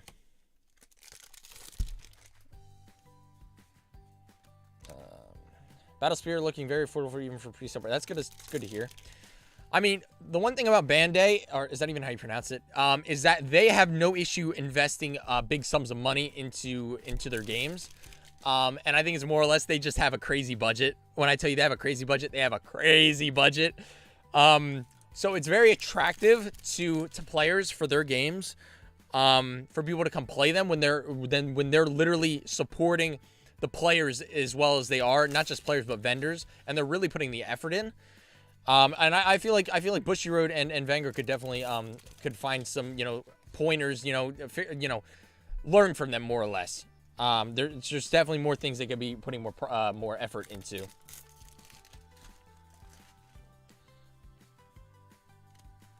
How many counts you got left over after every set and have around? Would you ever sell bulk bundles of them? It's a possibility. It's just not really. It's like right now in my mind that would take so much extra time for how little I would get out of it. But it's something I'm gonna look into. Once we get more employees here, we're going to be doing random shit like that. Because right now, again, almost everything is done by me. And then we've got a couple people who work part-time here. And what pretty much goes on is I try and figure all this shit out. I have them do all the extra shit. But with all that we're already doing, we already don't have enough hands. So more or less, when I tell you guys, I have 10 other great ideas, my opinion, that I'm not able to execute on because we just don't have the manpower yet. But that's why random stuff like that we would definitely consider in the future when we get more hands. And that's one thing. I thought with the extra people that we had now, the sale event was going to go perfectly fine with shipping and all that stuff, but didn't go as well as I thought. More or less, the sale event did so well. We just did not have enough hands. And let me tell you, the amount of 16 to 24-hour days we put in, holy shit. I feel like working that much is illegal in multiple countries. It's probably...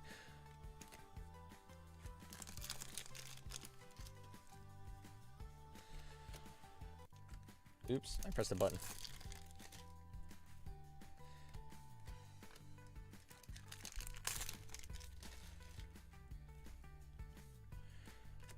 But yeah, I agree with Bush. She should focus on the current player base instead of newcomers at the moment. Moving on. Yeah, I agree. I definitely agree. Because, I mean, if you can find a way to make all of your current customers happy, it becomes more of a positive environment for newcomers to come into. And there's a much higher chance they're actually going to stay if they're coming into a positive environment instead of this negative nutshell we got going on right now. And it's just, yeah. It's systemic at this point.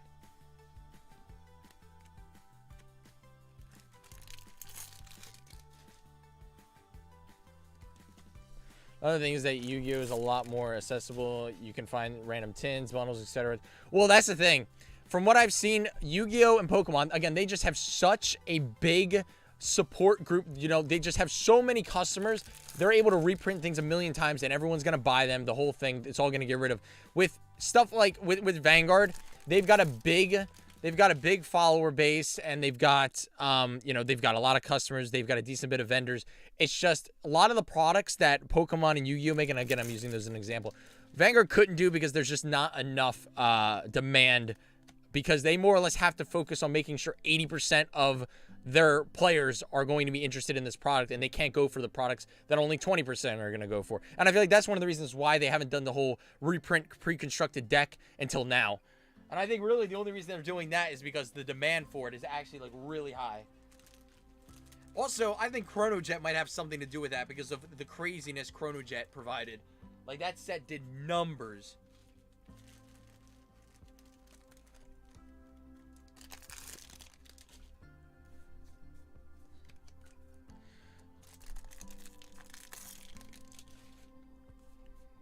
Oh, that is shit.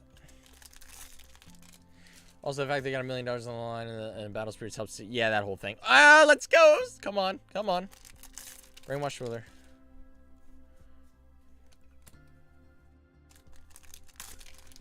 Do you think it's a good idea to get SP triggers and PGs for Keter when to max out Ezel? I would say no, but that would be definitely your choice. And I'm saying no because realistically, if you do that, you're going to be spending $600 probably to do it, and you could pretty much make 3 good decks with that, if not more.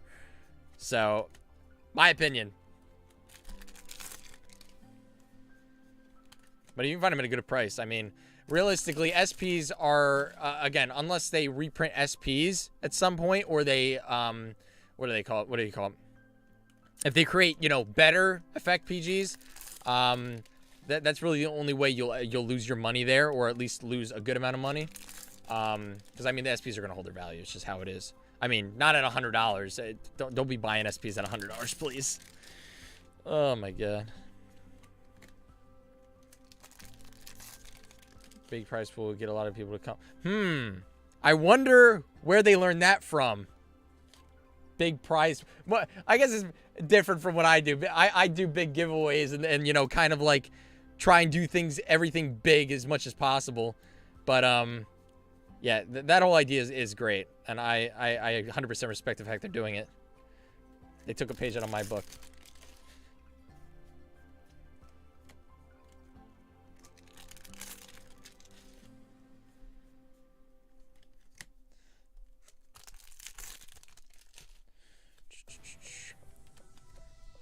It's awesome how well it did compared to not even 6 months ago when you did Black Friday. So, dude, it did 4 times what the Black Friday sales event did. 4 times. And I'm not even bullshitting you. It's just... I really don't know what to say. It's literally insane. I mean, did you see the post of the spike, the graph spike, on, like, the difference between the entirety of the year and then the first day of the sale event? It's fucking crazy.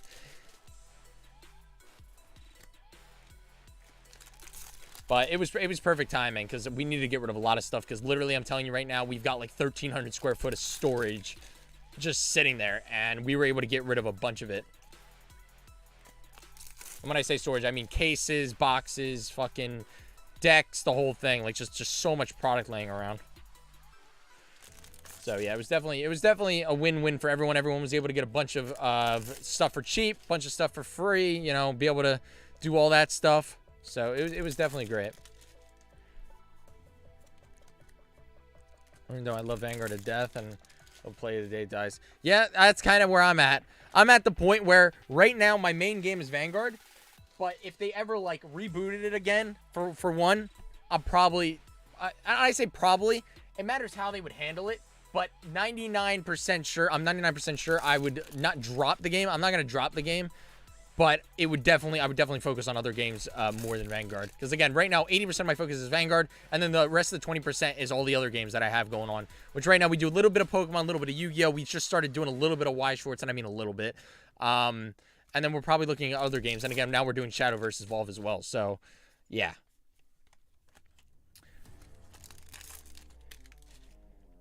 But yeah, I feel like if Vanguard ever attempted another what's it called, reboot, the game would be dead. So realistically, if they ever have to reboot again, then the game's dead anyway. So, boom, baby, number 3.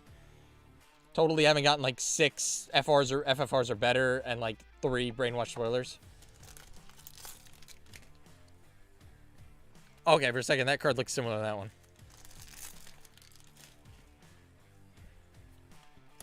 I've been recently just picking up the cards to make old Giero decks. That's nice. Nice. Love anyone playing the old cards. That's my childhood right there. I just remember chucking down my Vortex Dragon. Come on, Mega Blast. Let's go. I know that's not G. I know that's OG stuff, but I throw them in the same thing because they're all just like, it's all my childhood. It's just different parts of my childhood, you know? So. Let's check that here. I have so much bulk I gotta put in boxes. Oh my gosh. I have no water in here. I need water. I think I'm gonna go run and grab a water bottle in a second. I think we're only halfway done this. Oh, okay. Last pack on the table. Let's go. Dragontree, what is that? Wrench. Bist. I have us. What the fuck are these names?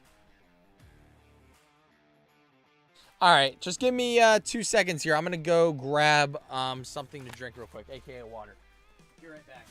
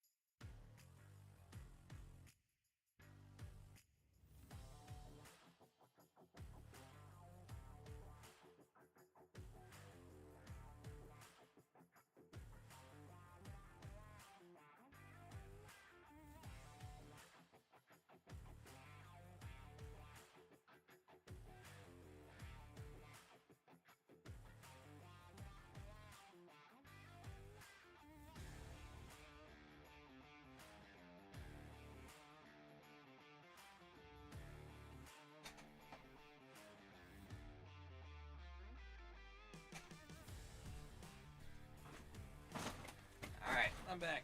I didn't have any cold ones, so I just got warm ones. I just what was that? That scream was lovely. I dropped the water bottle.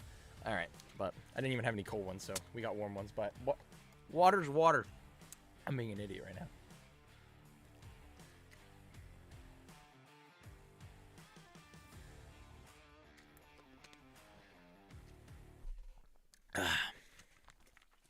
If anyone left because I had to go hydrate, you're a terrible person.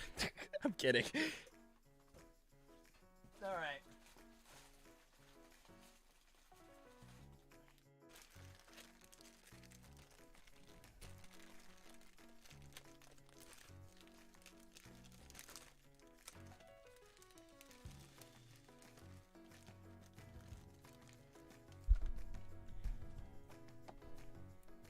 All right. All right. We're good. Back to the pack cracking. honestly did not realize this was going to take this long, because honestly I was expecting to be done right now, and we're like, I want to say 60% of the way done.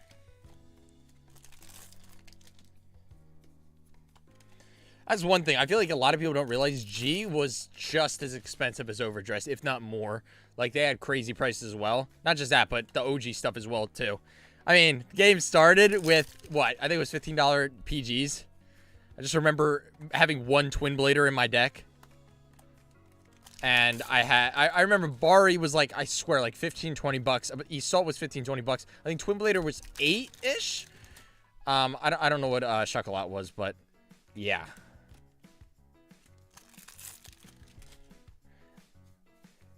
I mean, I immediately was watching a different video while you were going. Does that count? Nah, I don't think that counts. I think you're still a good person. Thanks, Vicmo, for the follow. Much appreciated. Welcome to stream. Hope you're doing well today. Hydration station. This is your captain speaking. All passengers are instructed to take a nice long swig of a H2O. Sit back, relax, and enjoy the ride. Alrighty. Will do. Now. Right now.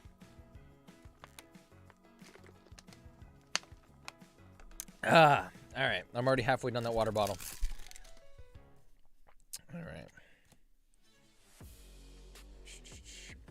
Very true. G was hella expensive. Yeah, dude, it was crazy. I remember, what was it? Anastasia. I remember, like, the first time I really looked at the market was D-BT09, Dragon King's Awakening. It was literally the first box I ever opened and then sold. And I swear, Anastasia and Arca were $8 each. I want to say Drag Strider was 26. It might have even been more. It might have been like 40. And I remember that. I remember the SGR was 40. I think the SGR was 40 because that's what I pulled. I pulled that. Lucky me. But yeah, it was just madness.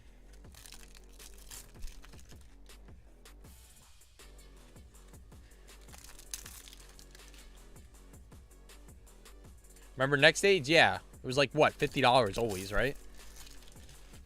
And just remember this. Also, I checked this recently. G had, like, no reprints. None. Nada. Barely had any reprints. So if we're talking about Bushy caring in different eras of Vanguard, they care more in Overdress than they did in G when it comes to lowering prices.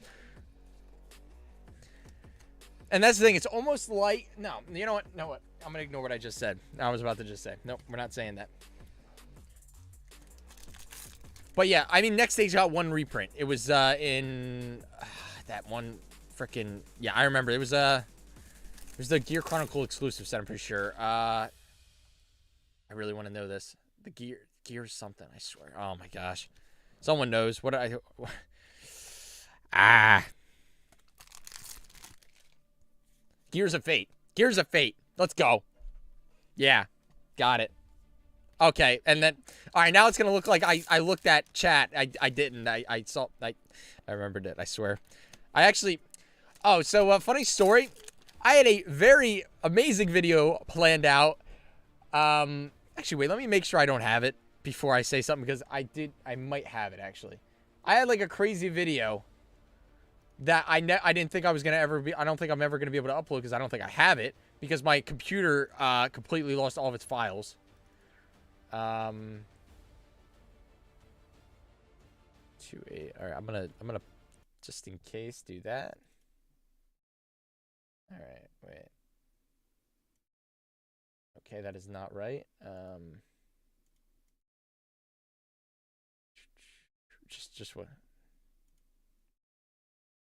That one's... No, that is literally the video, but it's corrupted.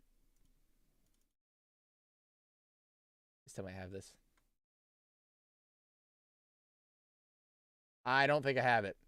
All right, well, if I have it, I'll find it and I'll upload it even though I'm about to tell you what it was. It was basically a video. Let me get the music back up. It was basically a video I spent, I think it was over $1,000 on, I bought out someone's, a store that stopped selling Vanguard's entire collection of Vanguard stuff. They were selling it, just the whole thing. They wanted it all gone. And I opened it all. Dude, it was just the most random stuff. Gears of Fate was one of the boxes in there. It was a bunch of random G stuff, OG stuff, and all that. And it was like the pulls were crazy. I got a bunch of old SPs. I got a Blaster Dark Revenger as an SP. Freaking got that graded a 10. Okay. That's another thing. I have a bunch of graded cards out there. I did not show you guys because I was sick when I got them back. But it was like a crazy video. It was just a lot of SPs. I got an SP pack from a G pack. It was just nuts. It was crazy. But yeah, if I find that video, I'll definitely post it because I was supposed to post it, and then a couple days later, my computer, let's just say, had a good time, and I lost a bunch of files. So let's just say that.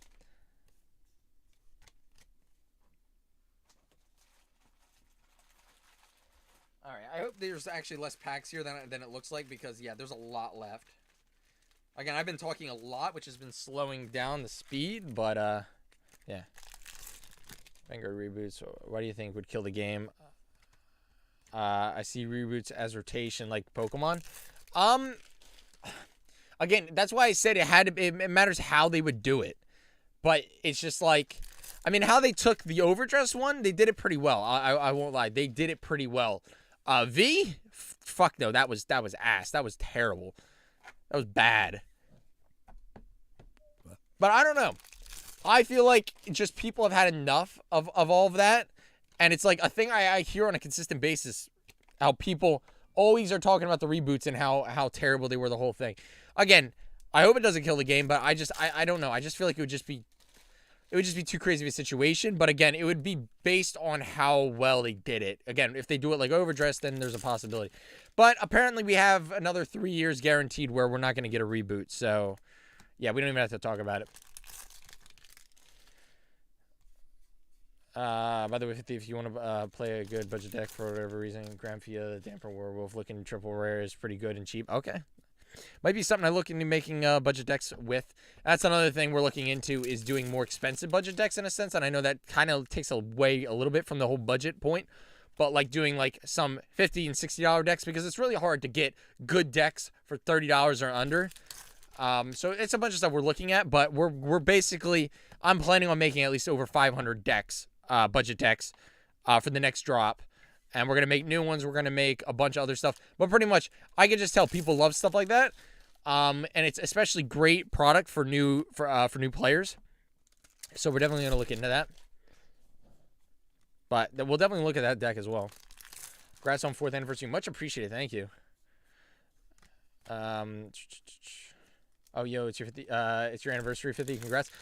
It was on the 14th, so it was 14 days ago. But yeah, that's why we had the whole sale event and everything with that. But yeah, much appreciated. I appreciate it. Thank you. 4 years of 50 cards.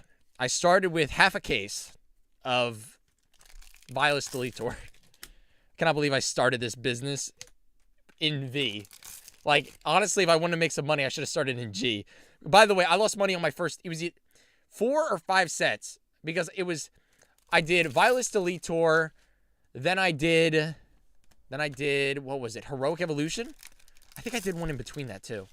Then I did, I know it was Glorious Justice and the Raging Tactics, plus I did Aerial Steed Liberation, and I lost money on all of those sets. Then I finally made my first dollar on Phantasmal Seed Restoration after I pulled the crazy gift marker. And I pulled 2 gift markers, the one that was, there's only 100 made, and the Ren one, and that was my first profit. Just a little story. Background story. Come on.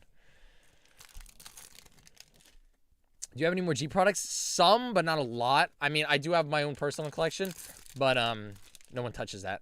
Ever.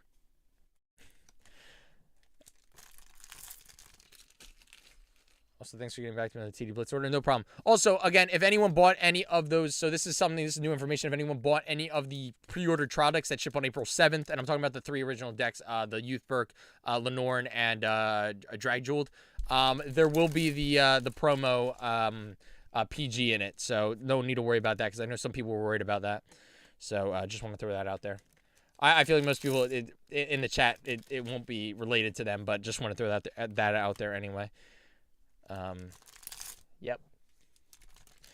But one thing also I want to say for anyone in here, with this set right now, based on rates I'm seeing, we might literally only be able to add 1 of each triple rare reprint and 2 of each double rare reprint. That's what I'm looking at right now. I will confirm tomorrow when I get my cases, but if the rates aren't any better than what I hear, we're literally only going to be able to add 1 of each triple rare reprint per bundle and 2 of each double rare because there's just not enough. what's it called? The rates are just that bad. And again, I like to say that the reprints are a different rarity from all the other stuff. It's not a triple rare, double rare, rare, common. It's none of that stuff. It's actually added on top. So technically, if we're talking, again, technical terms and the description of the bundle, reprints were technically not involved, but we're going to add in one of the, again, one of the triple rare reprints. So if you got a Dark States, you'll get one Swirler, and then 2 of the double rare. That's what we're looking at right now. Again, not confirmed, but that's probably about where we're going to be at. We might be able to add one more of either, but again, that's what I'm expecting right now. And again, sadly, we have to do it that way, but literally there's no other way. I mean, you guys saw we've gotten 3 Swirlers in probably 700 packs here. It's like the rates are bad.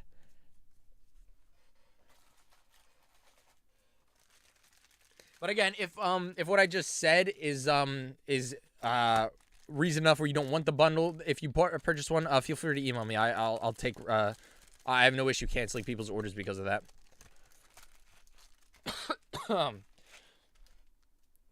Here's reason why my system's the best. If there's any point where you realize the bundle isn't good enough for you, you can always cancel it, unless it's shipped out or packaged up. Yep. Any DSRs yet? Yes, actually. Here's our pile of random shit. Okay. We got the Dragontree. Beautiful. Beautiful. Bushy announced like 5 seasons of anime at once. Yep. Honestly, I just feel like they got such a good thing going on right now with everything. Well, not with everything, but most of what they're... Again, if you see the quality of the sets, they're really good. Again, it's just very minor issues I feel are really easy to fix. If they fix those, I feel like they won't even have to reboot. And I feel like they're not... I hear people saying they power creep a lot. I just don't see that. I mean, obviously there's got to be some power creep, but it's nothing like I saw in V. I mean, V, literally every new set, you had to change your deck because everything from the previous sets were shit afterwards. But with Overdress, I mean, you still see decks from 3 sets ago topping, or not even topping, but they're still considered really good and competitive. So that's one thing I do think that they're doing well with this. And again, I could be wrong, but I'm just throwing it out there. From what I've seen, that's what I think.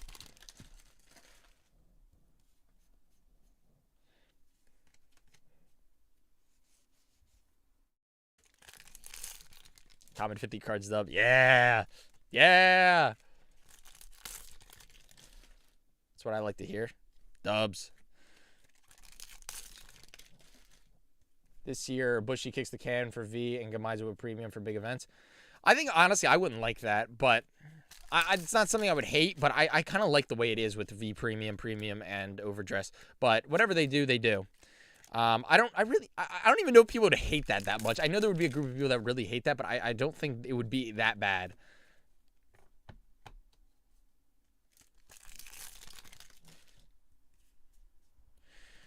It's actually a pretty good idea. Budget decks of varying price ranges and super stick remind me of an old buddy fight website that would do something similar. That's sweet. It's cool to hear that someone else was doing it. The thing is, one thing you guys will realize, no one does it because it's so difficult. It's actually so hard. You guys have no idea. Like, does it look laggy to you guys? Looks a little bit laggy to me. Hopefully that's not. Hopefully that's just. I don't know. Hopefully that's just my eyes being bad. But it's like the amount of bulk we had to go through, the amount of cards that had to be sorted. It was a 25-hour we averaged, I think it was 10 decks per hour, doing it, which I guess is good, but it's just the most tedious thing. But this is why it's like no one does it because no one wants to put in the extra work. It's as simple as that. But if you couldn't tell, we have no issue putting in the extra work. I'm over here, man. I'm over here hyping up 50 cards over here. Rightfully so. Pull something cool, nerd. Ah, shit. All right, right here. Ah, sorry. Okay. I mean, that card looks cool, but not cool enough. When the cases usually go out, on the release day. My throat is dead. I'm telling you, I go from being completely quiet in here to then when I stream the once per month, I'm like just going crazy with talking, and my throat's like, what the fuck are you doing?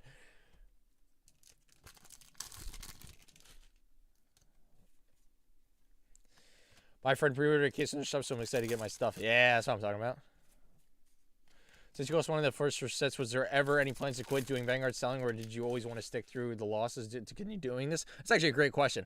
I really didn't give a shit. I'm telling you right now, I literally didn't care about the money at all, and I want to say I don't now, but there's obviously some care for it. But back then, dude, when I'm telling you, my life, I was just 20,000 times happier. The fact I was getting a new Vanguard set every month, and I literally would have found any way possible to make money off of it. You know, even if it's literally I wasn't paying. I still barely even pay myself now, I'm gonna be honest. Just a random fact. But I wasn't taking any money out of it, and I just kept putting it into each set. And I was like, one of these sets have got to do something.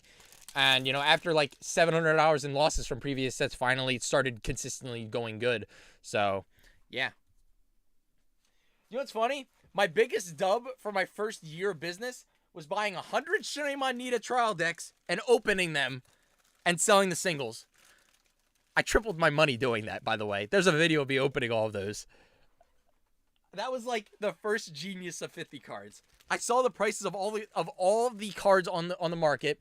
I realized the rates. I did all the calculations and everything. My distributor had a bunch of them available. I'm like, And also I was like, this would be a banger video, opening 100 decks. Like, no one's ever done that before. Obviously now it doesn't seem like as of a banger, but at the time, I'm telling you right, it sounded like it was the greatest idea humankind has ever created. But yeah.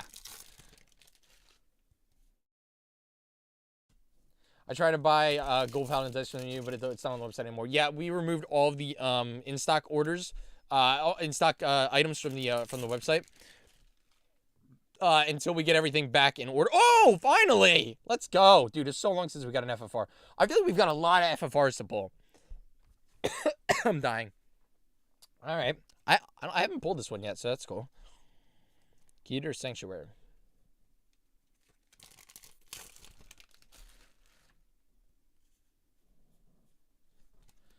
The only problem I have with your shop is not getting my trial deck when I first ordered when I ordered the first batch, but still buy from your shop because you do good deals. I don't even know what you're talking about, to be honest. But if that actually happened, you can message me. I can try and figure that out for you. I have decks now, so if you want one now, I do have them available. But yeah, my apologies about that. I literally have. Yeah, I don't. Okay, but yeah, if you still have an issue, just let me know. Feel free to email me.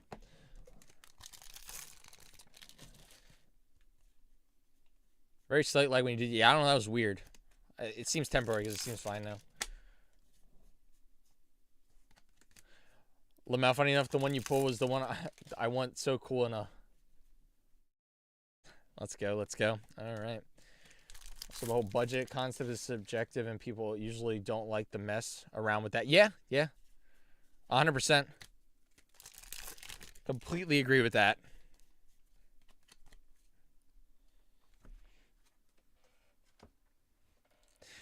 That's why with the whole budget deck thing, I thought it was a perfect system. Not just for everyone else, but for me. Because I had an issue with not being able to get rid of my budget cards. Because, dude, when I'm telling you, when I have time to sell singles, I only have time to sell the expensive stuff, get my money back. More or less because we just, dude, when we just post the expensive stuff, we're getting 100 orders every 2 days. It's freaking crazy. So we have no way of getting rid of the dollar cards, the 25-cent cards and all that. So by doing this, it's like a perfect system where I'm able to give the budget decks out to you guys, get the budget decks out to you guys, and then also get rid of a bunch of cards that are just laying around collecting dust, So yeah. That's why when I saw Deck Flair's channel, I just light bulb, I literally messaged him right off the bat. I'm like, dude, I have this great idea. We should do this together, blah, blah, blah, blah, blah. And yeah, the rest is history, That's why that tweet had 400 likes or something. Like, dude, people, when I tell you people love that, people love that. Not just that. I don't even have to fuck the tweet. Just check the amount that's sold in fucking 12 hours. People want that. People want budget decks. It's actually crazy. And again, I think it's just no one does it, and it's something that a lot of people enjoy, just being able to play, a deck for $30. Considering a lot of competitive decks nowadays, again, you have to spend over 100, if not 200. So yeah.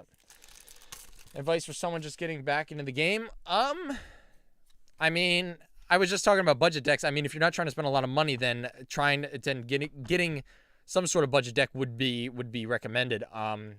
Currently, I don't have them available, but I mean, if we're talking, thing is, it's far away, but in September they're releasing 3 pre-constructed decks that are pretty decent from what I can see. But when you're getting new, I mean, man, it's actually a difficult question, because I mean, I usually recommend a budget deck if I had them available right now. We're making them. But yeah. I mean, it's more or less, I feel like the best thing to do is to find some sort of, find a deck list of, you know, find the cards you like the look of, or you're going to enjoy this deck or something, and then more or less try and find, again, if you're trying to go budget, find someone who won with a deck, in a, topped in a tournament or something with a deck, and then you're able to replace some of the cards with worser cards, but cheaper replacements of them, as a way to make the deck cheaper, but not also ruin like the whole system of the deck. I guess that makes sense. I'm not really great at this whole explaining how to get into the game thing. It's something I want to get better at. But yeah, if anyone has any other advice, throw it out there.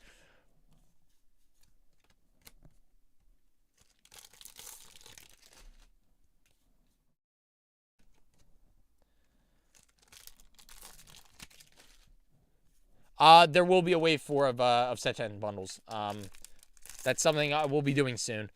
More or less, a lot of all this stuff that still has to be done is going to be done in April, because right now, again, we're full focus on D-BT09. After we're done D-BT09, then there's going to be movement. Let's just say that. And that's why the first week, more or less, of April is going to be just getting everything organized, cleaned up, do all of our inventory checks. Really not going to be selling a lot in April. But then mid-April, we're going to be going bananas. We're going to be going crazy. But yeah. But also, with that being said, I do plan sometime in early April to sell Dragontree Invasion singles, because, again, we did get extras of those. And also, I just like to throw this out there. I think we're almost out, but we do have some of this set left on our website. And then after that, we will have delayed cases coming in as well. So we have plenty of this set. We bought... This set also has set the record for the most cases we ever bought in a set. Again, we keep doing this every single set. But yeah, I made sure to buy extra because I actually want to sell some on TCG Player as well. Because I feel like that's always a common issue. TCG Player never has any boxes, which is another issue that we could talk about, but we're not going to. So, yeah. Again, just rambling random things. Just one other DSR or just FFR? FFR.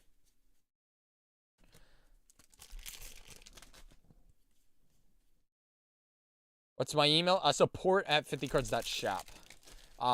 If you need like to see it on paper, it's on the website. Go to the support page and it's there.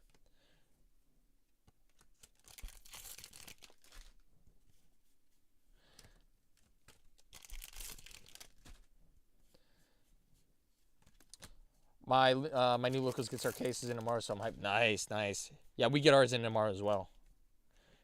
So yeah. Again, besides rates, this set is a banger. And I feel like we could say that with a lot of recent sets.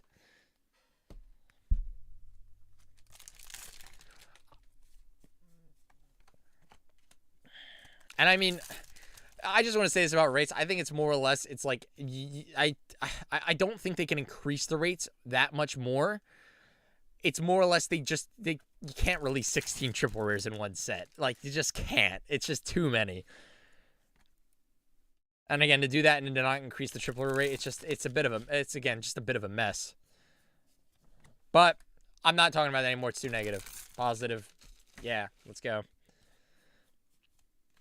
I might have to get 2 cases of set 11 for the Ezreal and Vermilion. Yeah, I saw the Vermilion. That's sweet.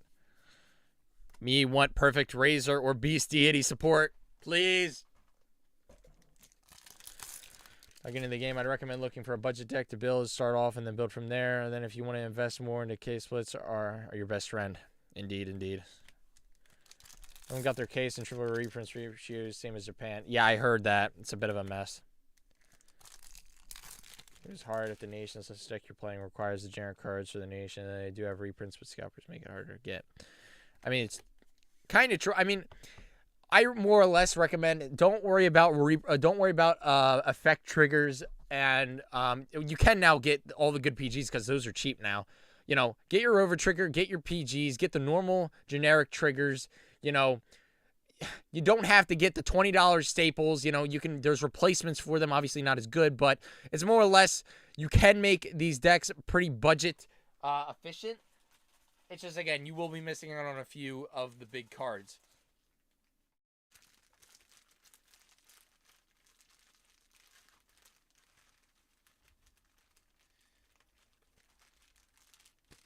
All right. I'd say we're 2/3 of the way done here. I'm telling you, if I wasn't talking so much, we'd be almost done.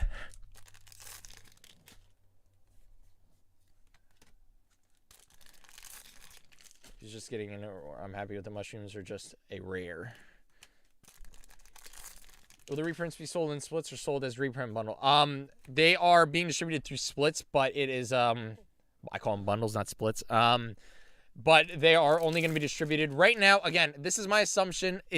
We're definitely not going to be able to get playsets out because there's not enough per bundle per case. We're expecting to be able to distribute one reprint of the triple rares per bundle, and then 2 of the double rare reprints per bundle. Again, wish we could do more, but literally, again, today we've gotten 3 brainwash swirlers in like 750 packs. So it's like, how are we supposed to distribute that? You know, a play set per bundle, or even more than 2. It's actually crazy. But yeah, just want to repeat that because I know there's more people in here. But when you get Razor support, I'll get what I want. Let's go. Razor support coming in soon. Come on, please. We should be getting our English restriction list this Friday. Yeah, I'm intrigued. I think it's hilarious Katrina's got him banned.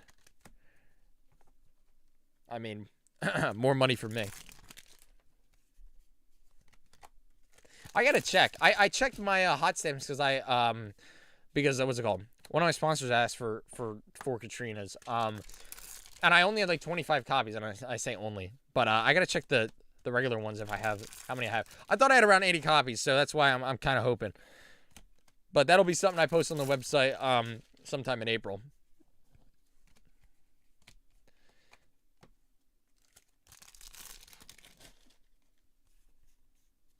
Yeah, dude, I feel like people were ready. I'm telling you, like Katrina, dude, people were literally had the entire stock in their cart ready to be bought just in case. Yeah, don't worry. I can guarantee I'm not selling mine at 20 a copy on the website. I might do that on TCG Player because it's TCG Player. But on my website, when I do it, I'm definitely not going to have them at 20. It's going to be lower, so you can definitely wait for that. I think you messaged me, Zim. I didn't even I didn't look at it. Too busy. I mean, with TCG Player, I feel the problem with TCG Player and posting it super low is it's very easily bought out. More or less, if you have the card and you post it a couple dollars below the lowest one, especially a card $20, if you post it at 18, then the other guy will undercut you. Then you go and undercut him again, and it becomes a consistent thing where they want to sell their copies before you, and then the competition starts flowing in, and then the cards start dropping. I'm all stuffy. What the hell? Sorry, my voice sounds different. I'm like legitimately stuffy. I got paper towels to freaking blow my nose. What the hell? Hey, you would do it on TCG Player. Yes. Yeah.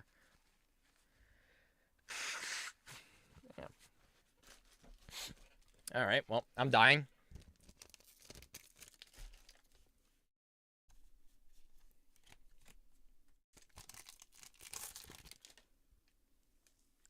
Did you get any inlets?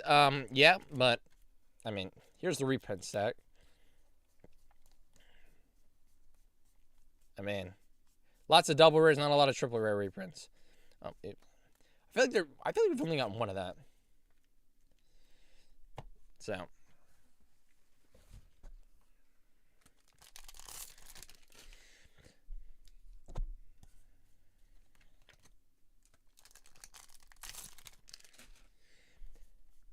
How do you feel about peeps in Japan ditching GG completely for brainwashing Gungnir Ram? I think that the market doesn't like the fact that that's happening.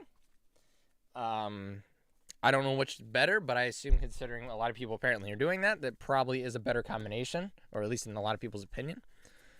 But, yeah, Yeah, all I know is the market don't like it. I do. I like it, though. I like it. I had, like, 60 Gangnarams, and I was like, wait, these were, like, $1 or less, like, 10 days ago when that happened.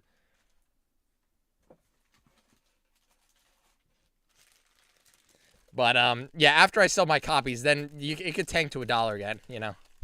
Hush. I mean, I had no swirlers. I sold all my swirlers for like $8. So, yeah, there's your money back.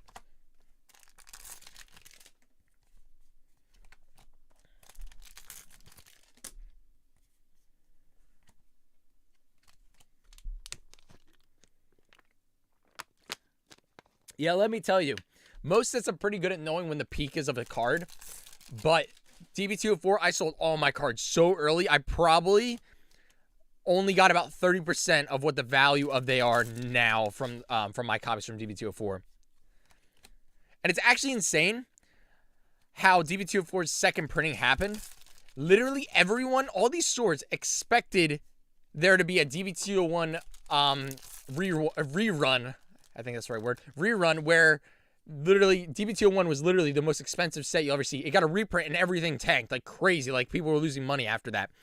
And I think everyone expected that to happen again with D-BT04, so no one bought it. And literally the cards like didn't move at all. Like they were literally, they might have went down $1 each card. And you know, these are $15 cards. That was a whole funny situation. Thank you, Senshi, for the follow. Much appreciated. Welcome to the stream. Hope you're doing well today. I sent an email with my order number about the trial. All right, I'll check that after I am done the stream. But yeah, I'm currently debating on if I'm gonna stream tomorrow. I might. I'll try. I think I got the crew coming to open a bunch of shit and all that stuff. So we might end up doing a group stream if that makes sense. More or less just me sitting here opening while I'm talking to them, acting like a bunch of stupid people.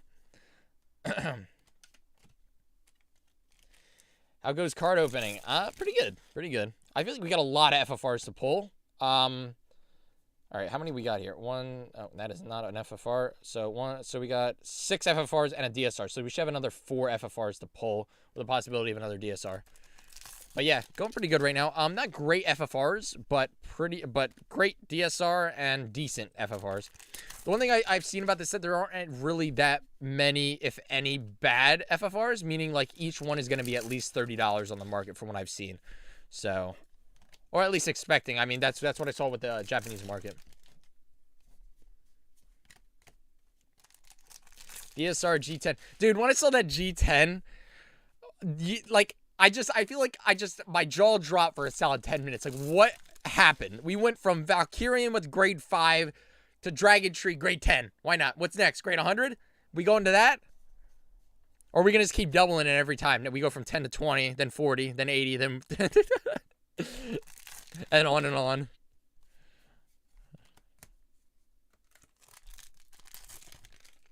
But yeah, I thought that was hilarious. Funny enough, I was out with a friend when that was all announced. We're at the Wawa. I checked my phone and I see Dragontree grade 10. No, I think I saw Chris post grade 10, a G10, and then 20 exclamation points or something along those lines. I'm like, wait, nah, this is bullshit. This got to be fake. But yeah, that whole thing was hilarious. I really want the DSR, but I will just have to look respectfully. Everyone else I want is already pricey, like Unicate. Yeah.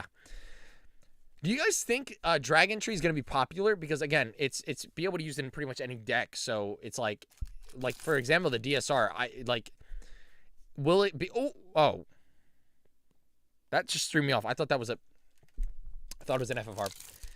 But, like, is that card going to actually, like, be consistently used to the point where, like, DSR is going to be crazy? Because, I mean, a deck with a card that is like that, where it's, like, used in a bunch of different nations, it would go crazy.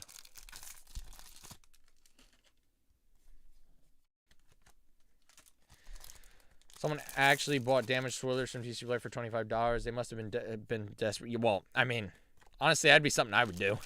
It's very slow. You have to survive until turn 6 to pop off. It's nothing special right now. I see. So we need a card to skip a turn. Be able to ride grade 2 and then 3 on the same freaking turn. Easy.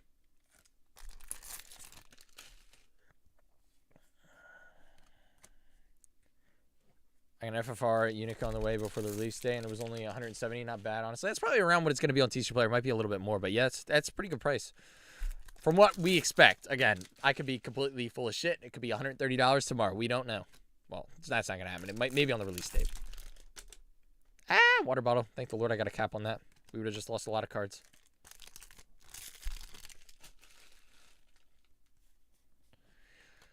Dragontree deck does not seem to be competitively impactful.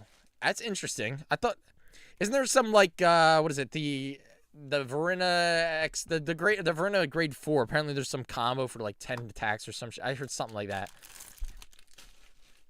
Is that gonna be the next thing I gotta worry about? Like, are they gonna release D-BT09 on Deer Days and I'm gonna have to deal with freaking 20 attacks? Imagine they just have a setup, infinite attacks. You get this setup, auto win. Oh, okay.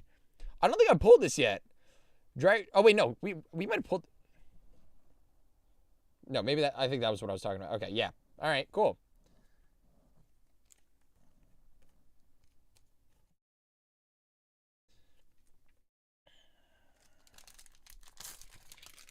It feels more like a collection thing than deck-wise. That's interesting. I was actually testing the grade 10 to get potentially 15 to 17 draft. Okay, let's not do that. But those are usually never good, lol. No lemma. Okay.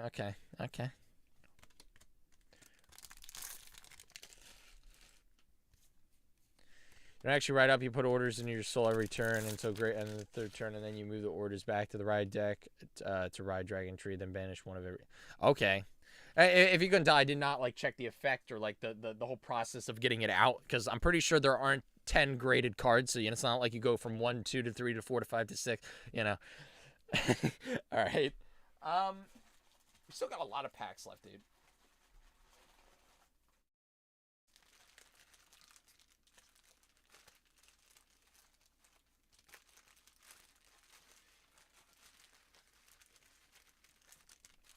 All right, more packs.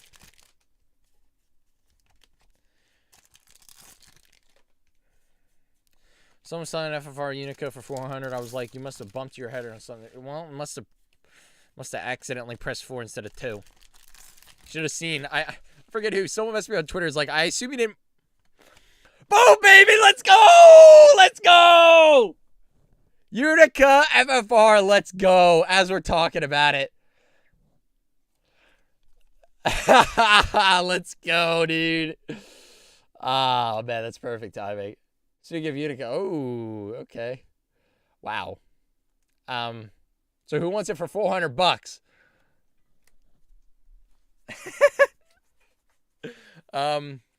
Nice. That's what I'm talking about. Sorry, I can't slow down. We got to get these done, but yeah, wow.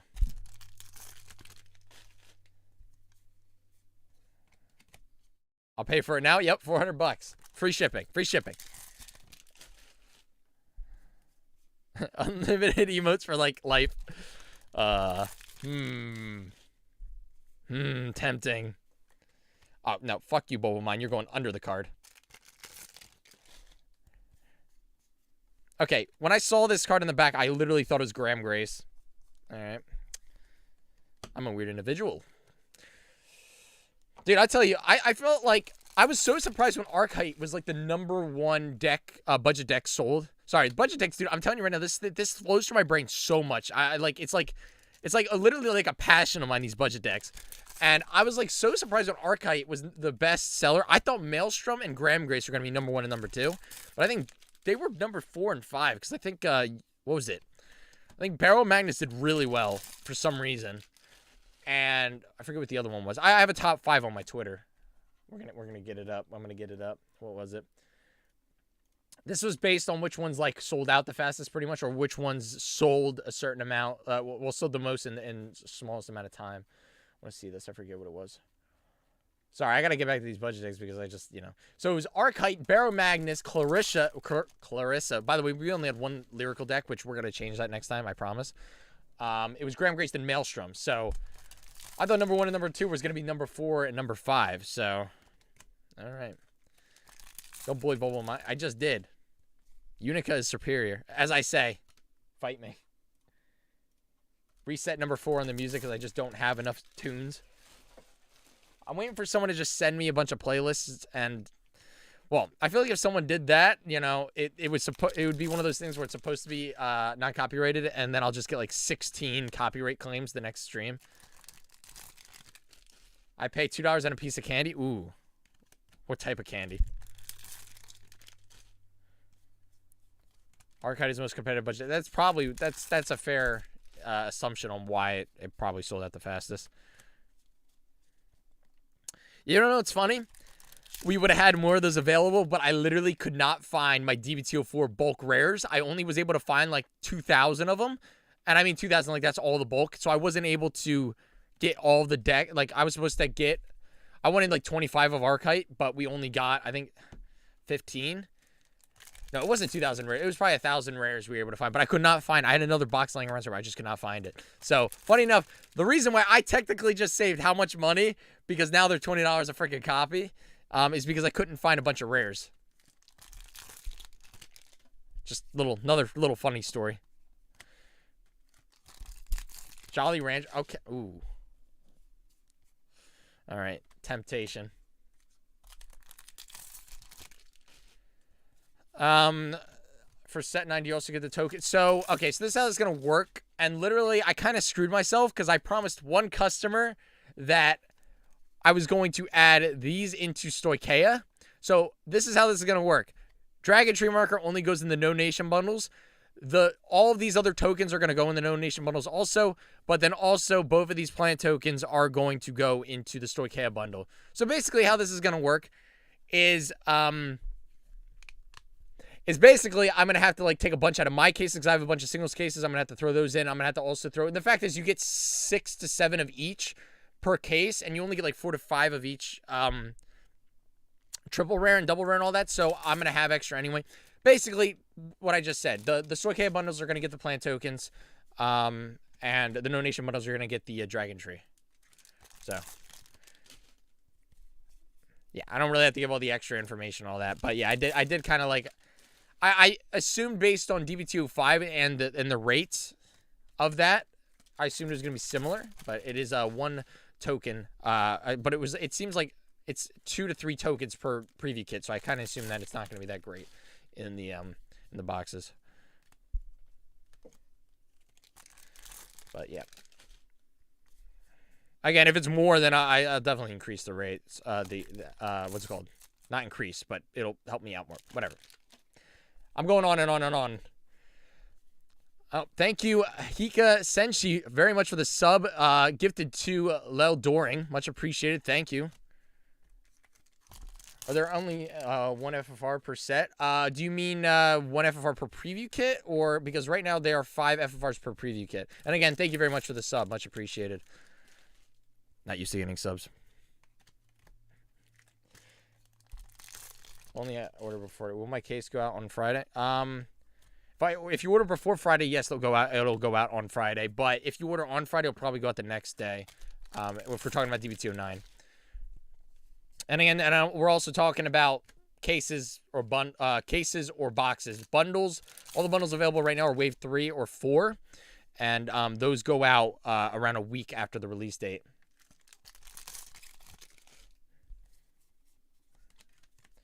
Lots of information. That's what happens when you have a system like mine. It's very complicated. Just in a single box. I haven't opened box with FFR or FFR. So with regular boxes, from what we've seen from other sets, it is guaranteed of 2 FFRs per booster box. And then also, if you get an FFR, it will take one of those FFR slots. And then you're able to get 2 to 4 FFRs per case. And with that being said, if you get a DSR, you'll get a guaranteed of 2 FFRs in that case. But then also there's a chance of instead, if you don't get the DSR, you'll either get 3 to 4 FFRs per case. It's a little bit confusing, but yeah. More packs. Thanks, Smash the Eternity, for the follow. Much appreciated. Welcome to the stream. Hope you're doing well today. So, yeah, the rates are a little bit confusing, but yeah. If we're talking about per box guarantees, the guarantee is 2 FFRs. So,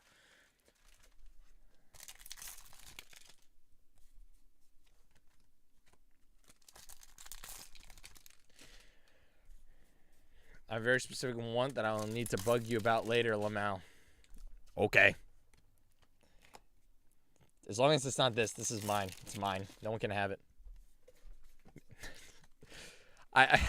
I'm lying, by the way. I want the money. I don't want the card. All right. I'd say we have about 130-ish, 50-ish packs left. So we do have a decent bit left. Nope. Haha, Painkiller Angel. Hold this L. Now you can keep your eager. Nah.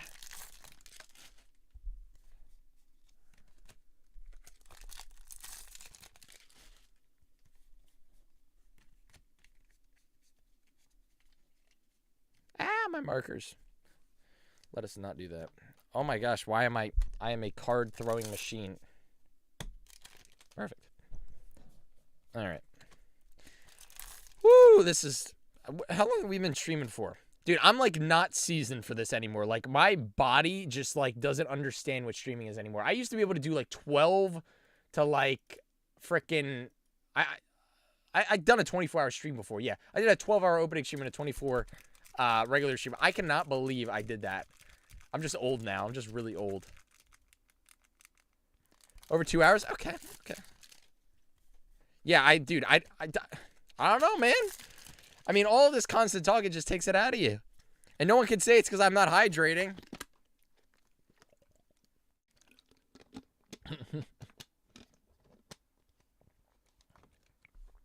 Do you know the rates for the whole sneak box? Honestly, I didn't do that. Like the individual boxes, I just know the case, and I only really checked out for the rates for the FFRs because that's really all I cared about at the time. But yeah, I probably should have done that. I don't know how the rates are per box technically. All I know is these are a lot of FRs.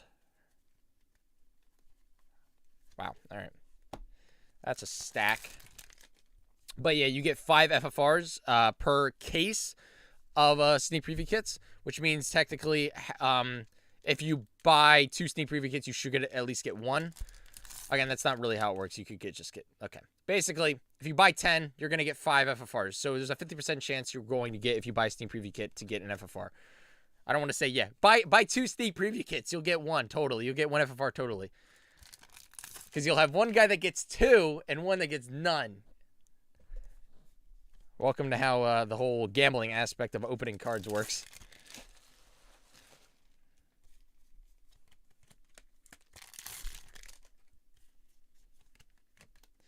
All right. I would love to get this as a FFR. I feel like it would just look really good because that, honestly, right now, this is my favorite looking triple rare. So I want to see it as an FFR. Trying to think, is there any other ones I think look good? I mean, Unica looks good, but it just doesn't. I feel like, how do you pronounce this? Granfia, I guess maybe. What build are you excited to make now? None. I'm not planning on building anything from this. I mean, literally, I barely have enough time for Deer Days nowadays. Like, I probably have only played 20 hours since I finished my walkthrough series of the game. Like, I haven't even finished my Nirvana deck, and that's all I really care about. That's how little I've been able to play. Like, dude, I'm telling you right now, when I hit my bed every day, I fall asleep within 5 minutes because I'm just that tired. No time to play the video games. But April and May seem pretty tame, so I'm definitely gonna try and get back into it during that time. Even though, again, I got a million other things to do in those months. We're going to be definitely doing a lot of random things. You know, when you get 2 full months of pretty much no new sets, there's, and again, we do get the premium deck set, but that will be like 2 days of work, so it won't be really anything. You sleep? Rarely. Briefly. It's like it's a 30-minute thing, you know. I fall asleep. All I need is 2 minutes for wake up. Come on. Easy.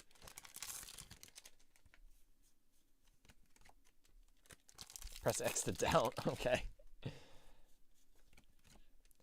I'll tell you this. I have not gotten a good night's sleep in like the last 2 weeks, and I'm just throwing that out there for no reason, just to throw it out there. But I'm telling you right now, the greatest sleep of my life is going to be when we ship out the first wave of all of this, and I can get a full night's sleep. Oh my God, I can't wait. It's literally my motivation right now. I just want that night of sleep. Oh, my Lord. It sounds so satisfying. And did I say good? I meant full night of sleep. I mean, like, I haven't got my 8 hours in a while. Don't worry. I'm completely fine. I'm young and stupid. Let's go.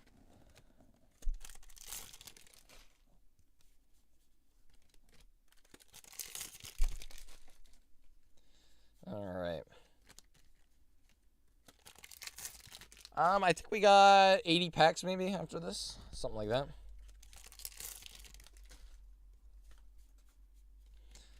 Post-set release, sleep man. Man's in a coma. Let's not do that. I've already been in the hospital once. Well, actually twice. I don't even think I might not even say anything. Yeah, I've been in the hospital twice. Once for a hernia, which I'm pretty sure I got from work, and then once from stress. So that's happened. That was like a year ago, though. I just love how I throw these random shits that no one knows about just because I just didn't say it because I just didn't really want anyone to worry. But I'm chilling.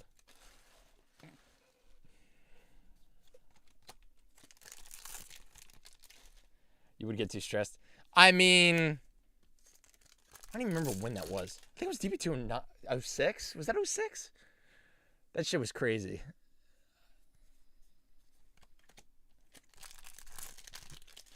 I don't remember. I think it was September. I think it was September of last year. Yeah. I mean, it was actually kind of perfect timing. Literally haven't gone on a vacation in like 2 years at that point. And literally the day after everything was shipped out, I went to Wisconsin for vacation, see family. So it was kind of perfect timing. I'm over here overstressed out. And then literally a day after, freaking vacation. So, you know, I come home freaking fresh as hell.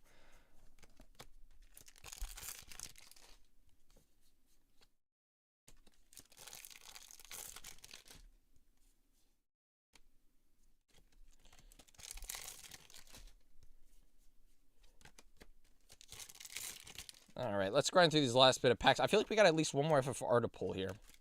Let's count. I like counting. Counting is cool. 1, 2, 3, 4, 5, 6, 7, 8. All right, we should have 2 more unless the DSR does take up a spot of an FFR. Okay.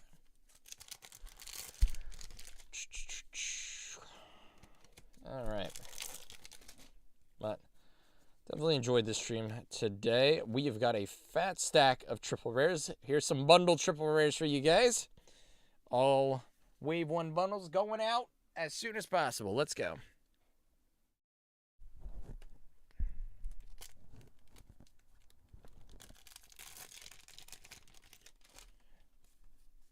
All right, let's at least get one more swirler too. I mean, swirler's definitely the best reprint to get. Probably got 3 handfuls left here. That is a fat handful.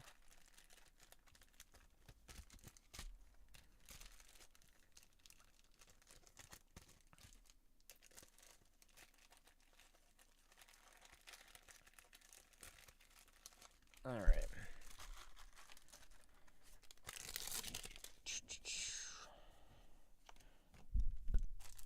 It is 8 o'clock. Okay. What to do for the rest of the day? I think I'm going to get some case orders. What's it called? Get some case order labels printed out to prepare for tomorrow. I think that's probably what I'll do. Maybe sort. Got to plan out my day here. What time am I going to bed? Or no sleep today? All right.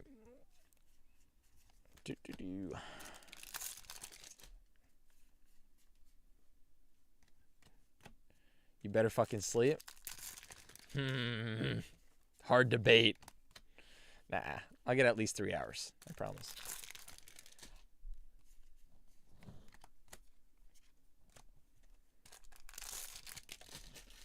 Let me tell you though, when I have no sale events or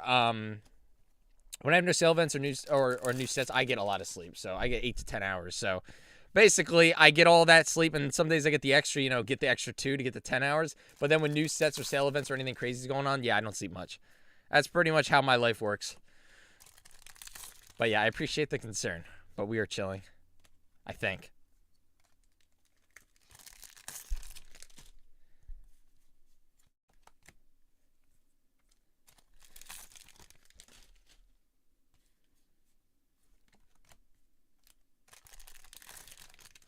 I am vicious. And I see a notification from twitter.com/50cards. You're getting a DM, which he will not check. I don't do that. I don't do that. I check all of my DMs. It's just, which ones do I respond to? That's the question. Nah, I don't even think I check. I'm a terrible businessman. It's okay.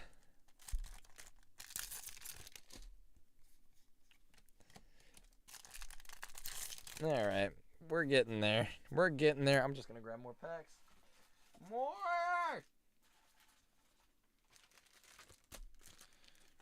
All these are like turned around and just a little irritating.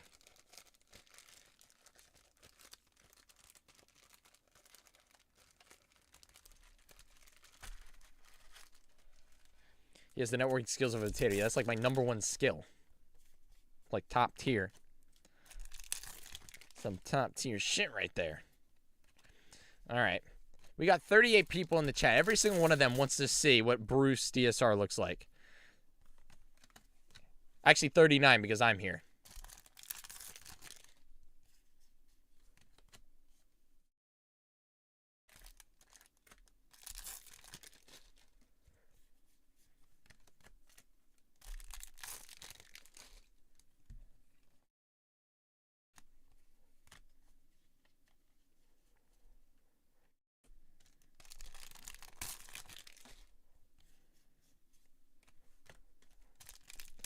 It'll be last pack magic. Let's do it. I feel like we got at least 2 more in the bag here. Again, unless the DSR took a spot, which I just doubt because it was in the same preview kit.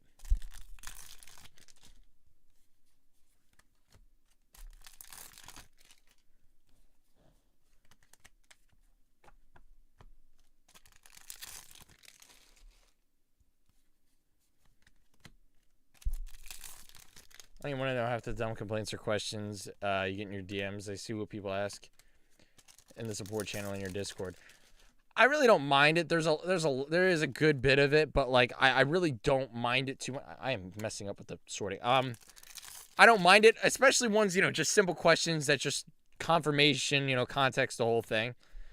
I definitely don't mind it. I actually more or less, unless you're a consistent customer, I just much prefer people to email me instead of Discord and Twitter.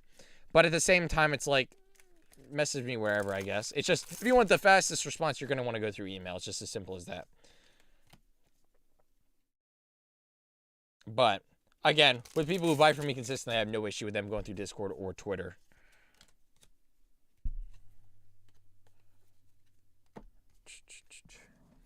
It's just, expect a response in maybe 2 weeks.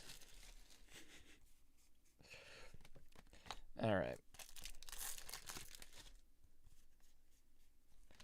Emo's always best for business as someone in customer service. Yeah, indeed.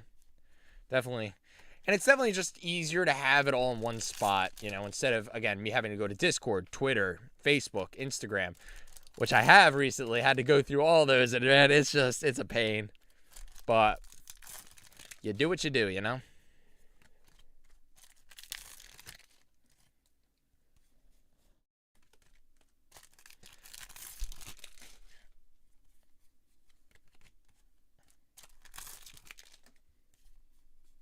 Yeah, I'm thinking of trying to figure out, I might want to do some stuff on Instagram, like do an Instagram live thing, figure out something with that. I think that would be a cool little addition. Like, literally, like, randomly, I find, like, 2 booster boxes I want to open. I just start the stream, stuff like that. Just a little idea I had. But lots of ideas with the content creation. And I got a lot of plans to set all of that up where we do a lot more content creation. Because, again, right now, we literally do none. It's literally just once a month. So, that is one of the things that is in the works. But, again, no confirmation on if it's going to happen and when.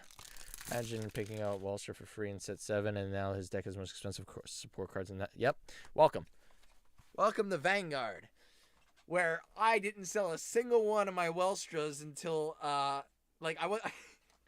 It's not that I didn't sell them on purpose. It was more or less I didn't have any time, and it like just came back to like just bless me, because I didn't sell a single one of my Wellstras, and then boom, $15. That was one of the better ones. And then we talk about D-BT04, and I want to cry with how that happened. Sure, it's a bad time to sell those, but people can enjoy their cheap cards.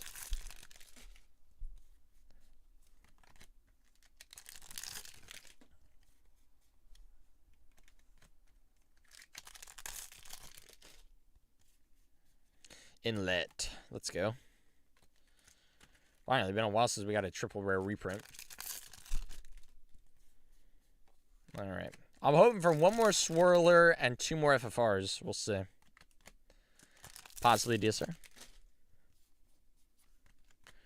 Bro, I missed the FFR bid on eBay for 20 a few months ago, and now he's going for over 100. I'll never live it down. Damn. I think I saw you tweet that out. That sucks.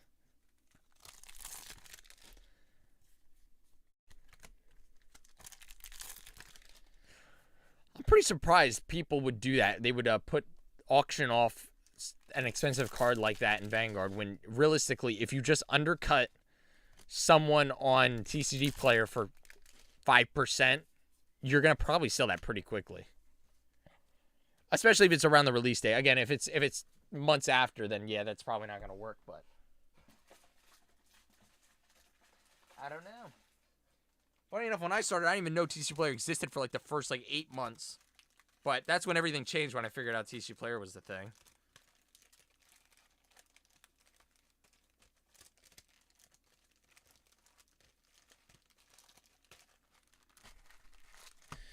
Alright. I'm going to grab the rest of the packs here. It's going to be a fat stack. But, yep, we are almost done for today.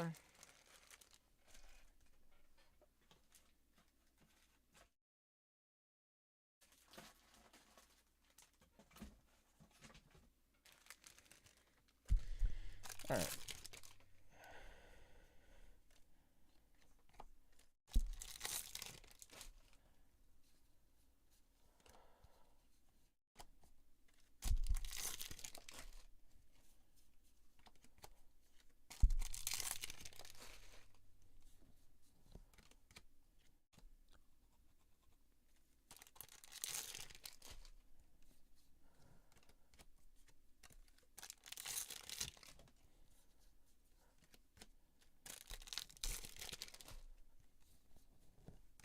All right, so this is all the packs left.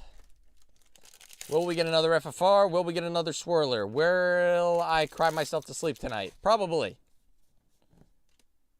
The odds are high. Ah, yes, the website where I pay $3 for a card and $15 for shipping. Yes, absolutely. Yeah, international shipping kind of ass.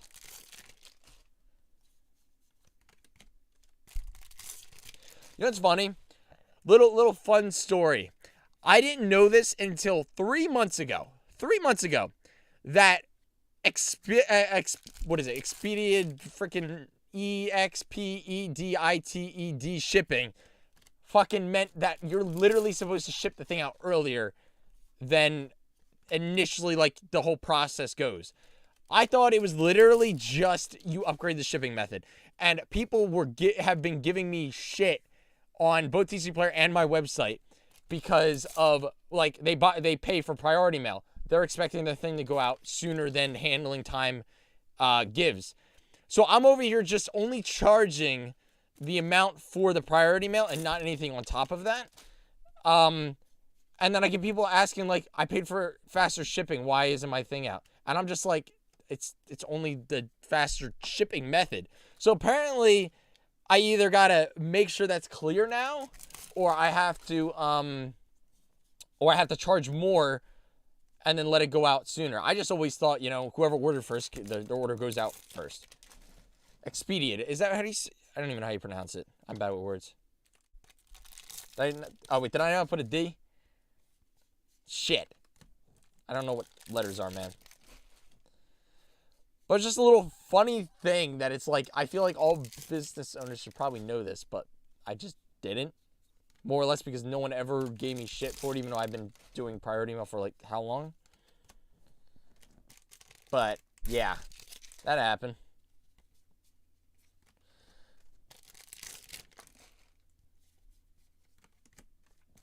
But, yeah, apparently, it's time to upcharge everyone. Let's go. Oh, Trick Moon. Time to upcharge some shipping methods. Let's go. And then after seeing that, I went on TCG Player, and I just realized, like, the big stores, they're, like, charging $30, $40 for expedient shipping. Freaking crazy. But, I mean, if it's bringing their order to the front of the line, I guess it makes sense. Oh, let's go, Swirler. All right. Now all we need is an FFR or two, and I will be beyond happy.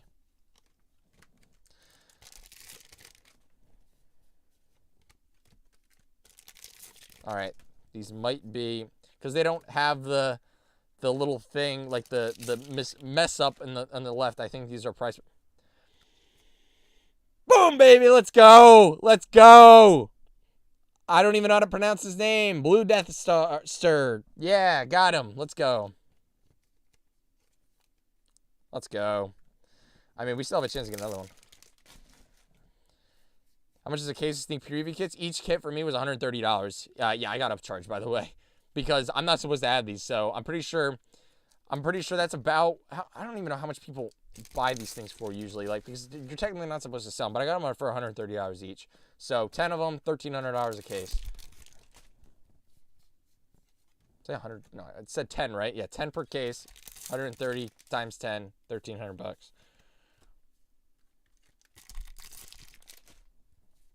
Yeah, second swirler in an hour. Let's go. All right, what we get? Ah, fuck that card. I don't like that card.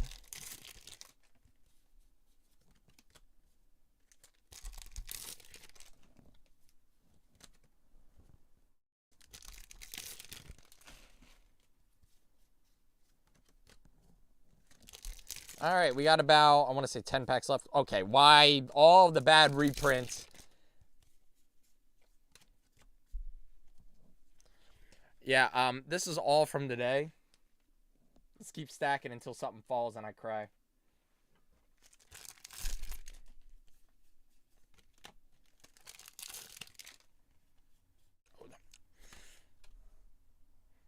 Why?